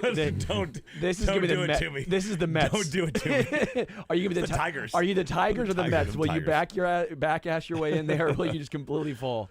Who leads the Royals in saves? This was you could pick anybody, I and you got messed the point this one with that up. one. I think I was the only one. Sterling, Jack, and I had Carlos Estevez. Dylan and Mick went Urseg. So, oops. And now it begins. Jack, Sterling, and moi had Carlos Estevez. Moving to the offensive side. Bobby Witt. Home runs, stolen bases. He did not get there. We put it at 70.5. He ended up with 61. Wow. Mick, Jack, and I all went under. Sterling and Dylan went over. What the heck? The 60. I believed in him. The 70.5 extra base or home runs and stolen bases. Sorry, I believed in Bobby Witt Jr. I know. And you guys are haters. Salvador Perez, extra base hits. Salvi last year had 51. We set it this year for 53.5. What do you get? Sterling He ended up with like 56. 65. Wow. Yeah, he crushed it. Sterling and Mick went under with Salvi on that Why one. didn't you believe in Salvi? Yeah, I why thought did he you would believe in hit, I Salvi? thought he'd have less doubles but more home runs. No, it's because- extra base hits. So it's I total. know. I'm saying that was my thought process. What are we doing here? Less doubles but more home runs to equal the same amount. Whatever. No. Just because he's. I thought he had 5 less slower. doubles, but 5 more home runs. Yeah, that's ridiculous. I thought He did get more home runs, but he also got more doubles. Yeah, I understood your guys' strategy of saying he's a year older and he already had 51 this year. So is he heading in the wrong direction? I can't believe I went under. That doesn't seem like. Do you me. see they came out with this? I don't know what all goes into it, but he was the unluckiest hitter in baseball this year because his WAR was only 0.4, like his worst year WAR-wise and batting average-wise was down there. Expected batting average, But, expected yeah, slug. he was the unluckiest hitter in baseball. Yep. So that would have been even worse for you guys because that would have been even more extra base hits this year. But you don't get extra points for being extra right. Jonathan India on base percentage. We set it at 350. Oof. He ended up at 323. In a shocking turn of events, me and Mick are the only ones that went under. Yeah, I don't think this collapse is happening. Sterling went I think over. I did Dylan went real over. bad on the hitting side of things. Jack went over. Melendez and Renfroe. Oh, God. Hopefully everybody went under. I was talking about this yesterday in the sports office. Wait, wasn't it? Hey, home runs 35. combined 35 and a half, and we all joked What'd and they get said, to, 4? 1. So was we all, 0.5. we all went under, and so we're like, well, we should have set this at a different, and we're like 25 and a half. Everybody goes under 20 and a half. We'll just see, bleep it. We're going to keep it there. It's not going to matter. So we all went under on just an absurd. If you did, Didn't Melendez hit a walk-off? Was that the one? It was a huge home run. That was his the one. 'Cause Renfroe never hit one before? No, because we said, Renfroe, if he runs into 20, and then, if Melendez, who had that, 850 OPS stretch for a month and a half, and he's got this new swing. MJ has really got a new swing going on. This is huge. We Why? talk ourselves into a lot. Why would this guy? You know what? It's so annoying. This dude is thrown out at third base. He's not thrown out. He's safe. No, dude, he is out. His right arm slides past the bag at third base. His left hand's on it. His left hand is not on the bag before he gets tagged. He was called safe. They're challenging it. The call on the field is safe at third base. He's sliding into out third. Before either one got there. He's sliding into third. His right arm is sliding past third, and he grabs it with his left arm. And before his left arm can touch third, his right arm is tagged, which is already at the bag. I don't understand why players do that. Well, I mean, it's happening in a nanosecond. It's hard to But why don't you slide? Why don't you slide with both of your arms to third base? Well, you're trying to avoid a tag first. So look, he is. That looks safe to me. He hasn't hit out. the bag yet. He's out. His right hand. His right hand is not on the bag. That's my Never point. hit it. Never His hit it. right hand is sliding past the bag. I can tell you the answer for this one. His head is in the dirt right Yes. now, looking straight down. That's my point, Sterling. His right hand is sliding to the right of the bag. If he slid in, if his right hand touched, If he'd be way he safe. is looking at the fielder right now, his head's up. He's pulling his right arm back, and his left arm is swimming to the His inside. right arm I think is his right hand's it's touching it. It's grazing it. We'll see. He's Maybe out. it's too close to call. We'll keep you abreast of that one, too. But Jonathan India did not get to a 3. Oh, wait. Melendez and Renfroe, they did not get to 35 and a half home runs. This far away. Jack Caglione, we call him Cags. Games played, we set at 25 and a half because September 1st would make it 25. Sterling and Mick went under. Mm-hmm. Gosh, I am so bad. What did he end up at, though? Wasn't 70. He got a 70? Well, that was his pace. Let me see what he No, ended up because he with. missed all that time. Yeah, sorry. This was at when he got called up. The pace was that. Let me see. I'll say like what 50. he Yeah, I was ended up thinking with. 50. Jack Caglione I'll say 54. played I'll say in 48. 62. 52. 62 games he played in. Jack Cags, 62 games. And then the last one that we had, we had 2 more, and these were just overall season ones, but with not necessarily individual players specifically. We had Cy Young and MVP. Anybody on the Royals finishing in the top 2 of Cy Young or MVP. It's not going to happen. We all went yes on that somebody would finish in the top 2. What are the top 3 American League MVP? Who it's Aaron Raleigh, Judge, Raleigh, Judge, and is there a third? Who would the third be? Jose Ramirez, maybe. Bobby. I don't know. Who knows? The call was overturned. He was out because his right arm slid past third base while he grabbed it with his left arm. Maybe slide better. Maybe. And also don't make the final out at third base. Yeah, that was a little too risky. Yep. And did the run score? No. Nope. The run didn't Did not score? score. Oh my God! And I want to see how fast he was running. That's my biggest pet peeve in baseball. Oh, dude, the guys run didn't Cadillacing score. it when other guys on the base paths trying to get a throw to second where they might be out. And Yeah. Oh my God! So that's gonna be probably 1-1. That's 1-1. Yeah. Wow, that should have. Oof. Anyway, the last one was just team wins. We set it at 87.5. They did not get there. They got to 82, and Jack and I are the only ones that went over. So Sterling, Mick, and Dylan went. This game was called I under. Win, I think. So I think Mick wins. I think I lose. With a score of 8 to win with 8 points, Mick Schaefer. Thank you. Had 8. And on the trophy, you put my full name, Joseph Michael Schaefer. Dylan. Wait, it's not Joseph Mick Schaefer? Michael. No. Then how'd you get Mick? Out of Michael. Short for Michael. I had no say in it. Wouldn't I you had no spell say in it it. M-I-C-H? Ooh, Mish. Mishy. No, you'd spell it Mick. Mishy? Huh. With a score of 7. Oh, no. Dylan. With a score of 7. And Darcy. Dylan and Darcy. Yep. He halves the losing. He's going to half the winning. Too. Double D's got 7. Double D's. With a score of 7. Huge. Jack. With a score of 7. Me. With a score of 6. Yeah, baby. Sterling. Nice job. 6. I didn't get a single offensive one. You did not. Correct. Pitching-wise, nails. You were 5 of 6 God, on the man. first half and 0 for 6 on the second half. I don't know. The bats... It wasn't your fault. We all know that. No, I got It was one. not your I fault. got one. It was- Hunter yeah. Renfroe one, the one that everyone got. Yep, that's right. I was looking at the, yep, you got 1 for 6 in the second half, 5 for 6 in the first half for a total of 6. But what's incredibly close was literally Bubic 2 more starts and you win, Sterling. You and I win with Bubic 2 more starts. What do you mean win? Well, I would have had 8 and you would have had 7. Sterling would have had 7. You were at 7? I was at 7. Dylan, Jack, and I all had 7. I felt like I had a lead of about 10. It was That close. Weird, yeah. It was close. You had an every other one. So you went 3. You had On the, 5. You had 5 in hitting. the first half. You went 5 of 6, and then 3 of 6 in the second half. The hitting was a tough one. I tried to go 5 of 6 at home and Yeah. split on the road. That's what I tried to do. I am the most optimistic person typically, and in a year where the offense sucked, I went 5 of 6 on the on that side. I under with Bobby, over with Salvi, under with India, and then under with Melendez Renfroe, and over with Cags. Sterling, I feel like this is kind of like a Tom Brady thing too, where like he sets the lines, yet he also gets to participate. Yeah, Like, you're it's a little- broadcasting and you're a team owner. Yeah. You're broadcasting But you guys- and you're a team owner. But you guys know the lines, though. Oh, we don't pay attention though. Yeah, that we makes don't. sense. You sent it to us. What? That makes sense. Like the day of, and I'm like, oh, I'll take a look once we go through Yeah, it. we know the lines, but we didn't set the lines. Yeah, he sets the lines. Maybe there's an ulterior motive each time. Yeah. Except you don't always win. So Yeah, I don't think he ever always- I wins. wish yeah, it was- you're either playing fair or you're really bad at cheating. I think it's the playing fair thing. We'll see. I think it's the really really bad a few at more cheating years. thing, yeah. I'll Really be bad at watching cheating. closer. See, I don't win Let's very pay often. attention next yo-yo. Oh, shoot, I already forgot. I don't. Right. I don't win very often, but I don't lose very often that's because that's this is the brilliance this of the is thing. the ZOUs. It's just don't lose. You don't have to win. You don't have to be the fastest swimmer. You just can't be the slowest.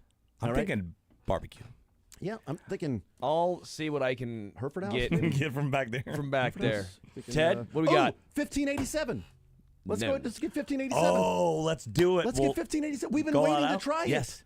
We, And well, you'll have Dylan with us too, because so there'll be 5. yes. So it'll have to be when Dylan's off work. So we'll have to go together. Table of 5 for Yeah. a bit Well, easy. and we'll probably want Friday or Saturday night with the Well, Dylan's- heightened do I have hours. to drive you guys the then? price will be higher. Dylan and Darcy, they'll have to share a plate. So they'll eat. But They're they're going to charge me for the shared plate, probably. One fork, one napkin. So it'll be. I'll sit on Dylan's lap. We need a table for 6 because we got Plus to go. ones. Yeah, got to do plus Well, ones. yeah. So table for 12. Eight. You guys 12, get $12 a plate is what my That'll be like a peppermint and a piece of ice and a straw. This was a really good No time. straw. This was a really good time for us to decide blindly before this one that the loser did have to get 1587. When, This was a when am I perfect- going to get the other ones? I still think we have Tahoe from 2 years ago. We do from Dylan has Tahoe from 2 years ago. To pay us? Yeah, Dylan owes us from What the what? the Tahoe fantasy. There should be like a statute of limitations after like 2 weeks. It's double. It's 2 meals. Yeah, so he owes us 37 meals. We should get a whiteboard in here to make note of. Yeah. Well, we'll get that right after that helmet with the stickers. So Sterling ends up with 6, but Bubic gets 2 more starts. Sterling, you're in the clear. And we would have all tied at 7 or what? Dylan would have lost. Okay. And we would have all tied at 7. I would have had 8. Sterling would have had 7. Jack would have had 8. Mick would have had 7. And Dylan would have had 6. I don't need to be the fastest gazelle. I just need to be one of the gazelles looking back and like, it sucks. There goes Jeff. Sucks for Sterling. Didn't make it this one. Didn't make it this one. Sucks for Jason. Didn't make it that one. Dylan didn't make it that one. When's the last time you've had a lunch, Mick, that you've had to? You have to tell me. I don't know. I don't remember. It's happened happened last once. year or two. It's happened more than that. Yeah. It wasn't that long ago because I was here when you. Yeah, I think so. Yeah. When we first started, and Corey was losing, like he was like paying for like some nice lunches too. Yeah. Sorry, his wife was paying. For I some went nice into today lunches. thinking, okay, I'm not gonna go get sales stuff. We'll do a good meal. I'll bring it in myself. Yeah. Thankfully, I don't have to worry about to do it. No, I knew I lost. I had a pretty good feeling that I was. But you started off so 5 out of the first 6. You were on fire, dude. Yeah, but I was the Mets. The offense. I was. You the were Mets. the Mets, and Mick was, just like the Blue Jays. Just started off pretty good and played pretty well throughout the entire season. So, or the Brewers, maybe better than the Brewers. Doesn't matter. Dodgers. We'll take a timeout. We'll come back and let's just rotten tomato this thing. You know what? Let's do that. No lunch on the line for this one. So Sterling, you can kill it. We'll take a timeout. We'll come back. More Zone next. Are those 3, Sterling?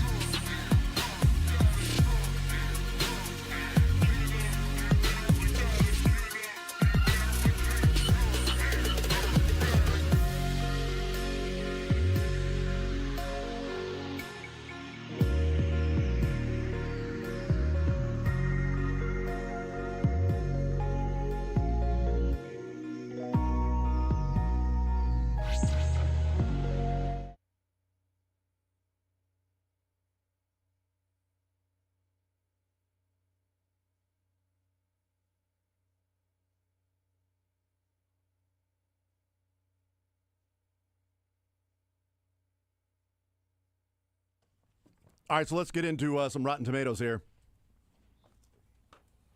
You know how to play. Sterling, you know how to play? No, how do you play? So we give out movies, and everybody has to guess what the popcorn and the tomato meter score is for these movies, and the closest gets a point, but you got to be within 25 points. Sounds like a great game that someone created on the show. You went first last time, so Michael, you're going to go first this time. It's called Everybody Wins. It's called Rotten or Tomatoes. That's what it wanted is. to go with the theme of the Baltimore Ravens and their embarrassing loss at Arrowhead Stadium. So my first movie's called Dead Birds. It is a horror movie. I've never heard of any of the movies Michael's done. That's why I absolutely love what Michael brings to the table with these movies. Dead Birds, okay. I try to find movies that I've never heard of because it's You're going to be fun. killing it. So a Confederate soldier has gone AWOL with a crew of other men. As the group among it runs away, or a runaway slave and a nurse makes it a long way to stop off to rob a bank clean. Looking to plan a getaway, the gang needs to head to an empty house to hole up for the evening. As the soldiers start arguing with one another, strange things begin happening in the house. Oh, no. And everyone in the group soon realizes that that place is haunted. Oh, wow. There's a dead bird in that house. Okay, Dead Birds. When did it come out? 2004. It's rated R, by the way. Anyone famous in it? It's a horror. Am I up first here? Yeah. I Okay. don't believe so. I will go with 19%. I'm going to go 23%. Which way does he go? 33%. The tomato meter was 60%. What? Give me a break. Nobody. Didn't quite get it. That's what I was get trying that? to do. I was Nobody. trying to see if I could still get it. Dang. Yeah, no, it's smart play, but wow. But wrong. Okay. Okay, so the critics thought that. Then they thought 60? Dang, I was 3% off. All right, I'll go 60. Sterling? 42. 30. 41%. Sterling got it. Oh, 41 is the mic. 41 is the mic. Sterling got a point. 41 is the dead bird. It was. That's right. All right, I have a movie theme. next. You have to guess it afterward. Okay. The Freelings have escaped their haunted house, which is now being studied by investigators. But it all happens again. Whatever. Poltergeist 2. Okay. I'm going to. Well, it's the second one. Those are tough. With the, I'm gonna. I'll say 61. Felt like a good number. thanks. 57. I'll say 72. Nobody gets this 20. Oh no! Wow, they didn't not like the second one. Yeah, the second one's always going to be lower. You know, it's tough to come 20, back and. wow. Yeah, it's difficult. It's rare for the second one to be better, which we've seen. But was it a cult classic? Was it a cult Was classic? it a cult classic? I That's like the that question. always lands on him. I'll stick with 57. I'll go 42. 30. 35. Yeah. Dang, I thought That's a maybe point for me. maybe they liked it. All right. I remember seeing it. It was good. At least I thought it was good. I've got a theme today as well. We'll see if you guys can guess it. I don't know. Brash space adventurer Peter Quill, played by Chris Pratt, finds himself the quarry of relentless... Did you do Guardians of the Galaxy? Yeah. Shoot, that's what I... Okay, I can't do it. Did you all do all he's the going Guardians? first, though. You got to find a Yeah, new but one. he knows the... I know the number. He knows the numbers, though. Oh. So did you do... Which ones did you do? I did Guardians and Tigers. Okay, so you did the Guardians of the Galaxy 1? Yeah. Okay, great. Then I'll do this. What are the odds? 3, 2, 1, 7. Peter Quill and his fellow Guardians are hired by a powerful alien race, the Sovereign, to protect their precious batteries from invaders. When it is discovered that Rocket has stolen the items they were sent to guard, the Sovereign dispatch their armada to search for vengeance. As the Guardians try to escape, the mystery of Peter's parentage is revealed. Guardians of the Galaxy Volume 2. Okay, so I didn't know they made multiple of these bad boys. You didn't know I've there never were seen three? the first. There's three of them. Oh, I've never seen It's one. one. God, they're It's, so it's good, a dude. great. Yeah, it's They a are good, great man. Marvel. They are I'm really not a good. Marvel It's an awesome. guy. It's a really good Are you trilogy. DC? I'm neither. Okay. I think I'm sports. All three of them were awesome.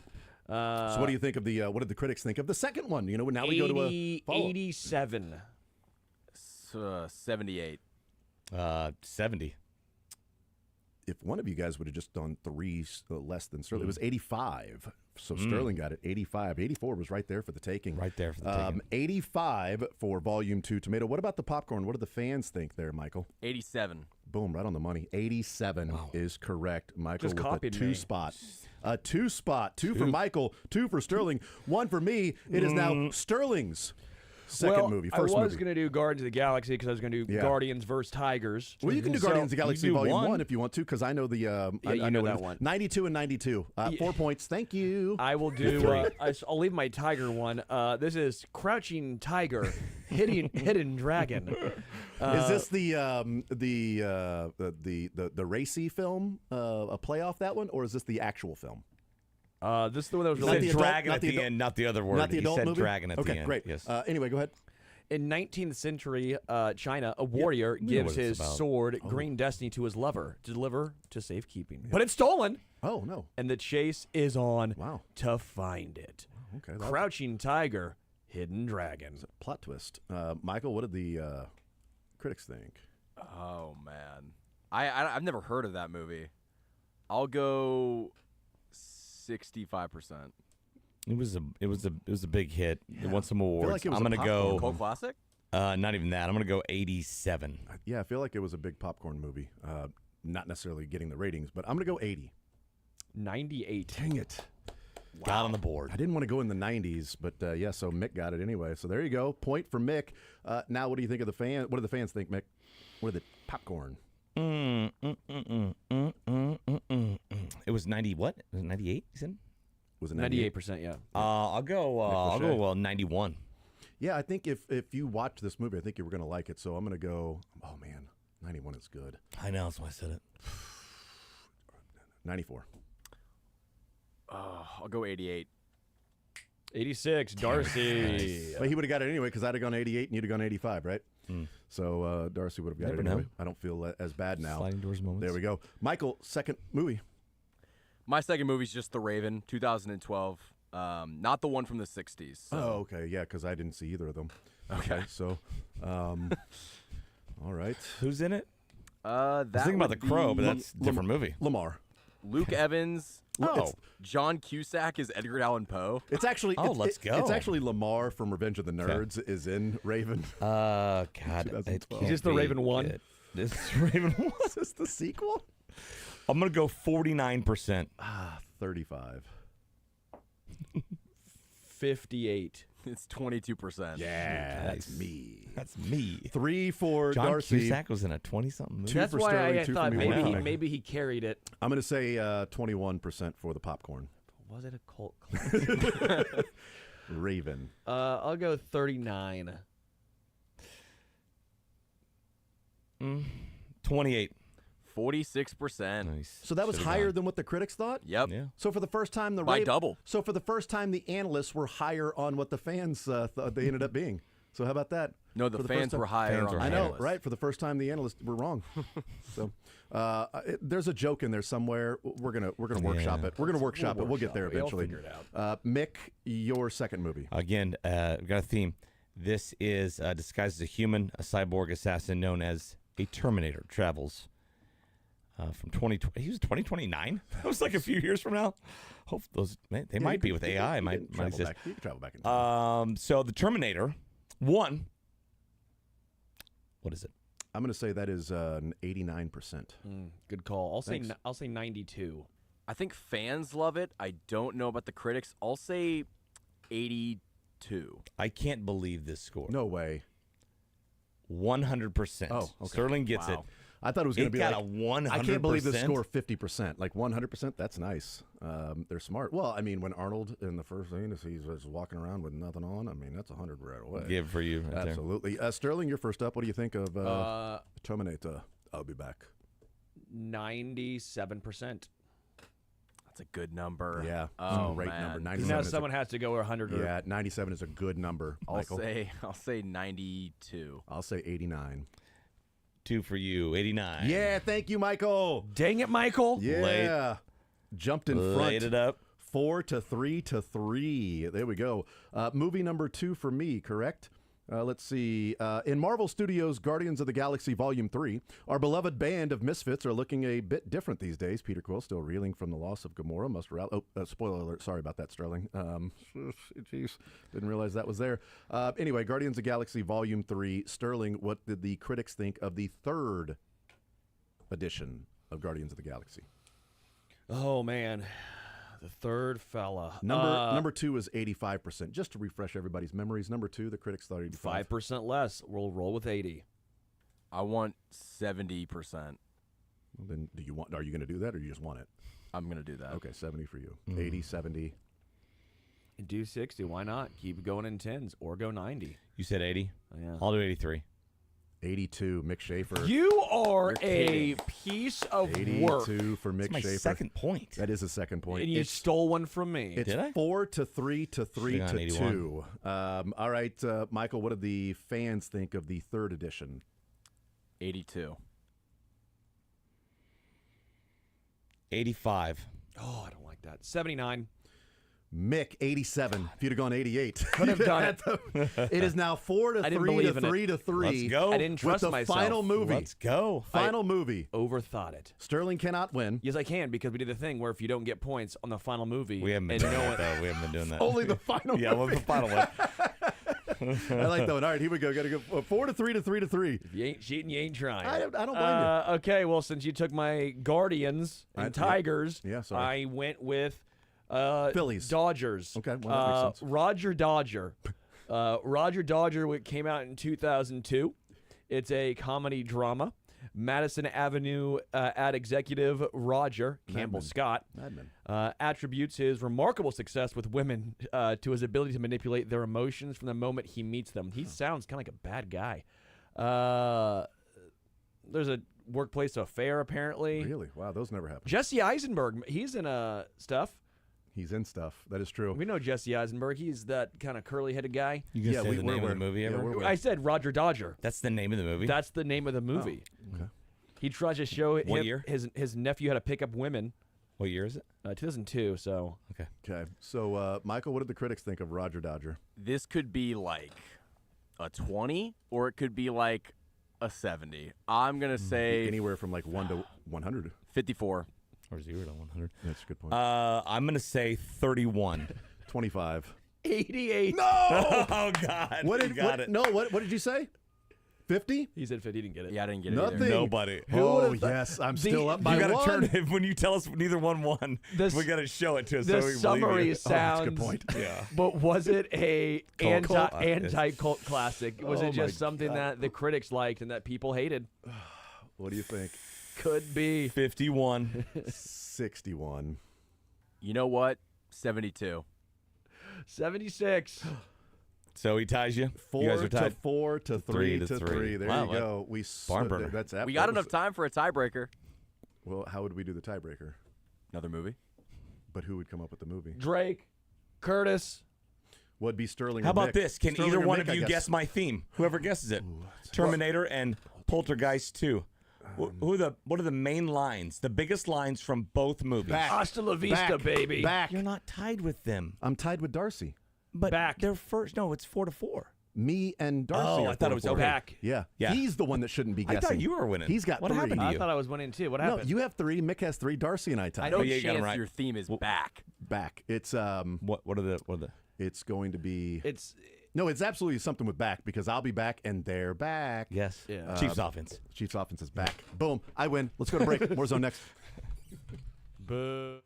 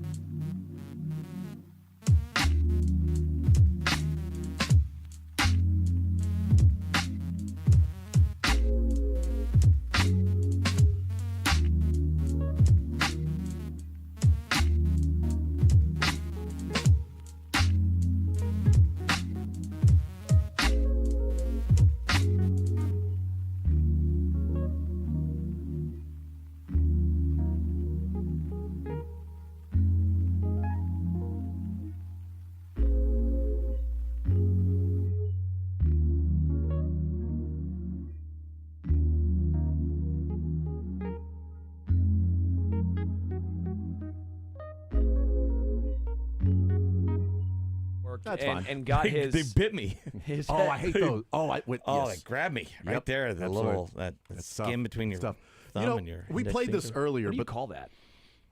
the little webbing flap thing. Yeah, no, this is your Between the- weenus. Okay, cool. It's taint. We almost, Mick. We almost got through. We almost got out of the show. Anyway, It's not. It ain't your. earlier, Thumb, it ain't your finger. your finger. Earlier, can you just, we like when Mark Schlereth is wrong, so let's play it again. Okay. Let's just do it again. Oh. Here's Ooh, Mark stink. Schlereth. He is eating crow on Rich Eisen's show yesterday. This is some crow eating. That's a whole plate of it. No.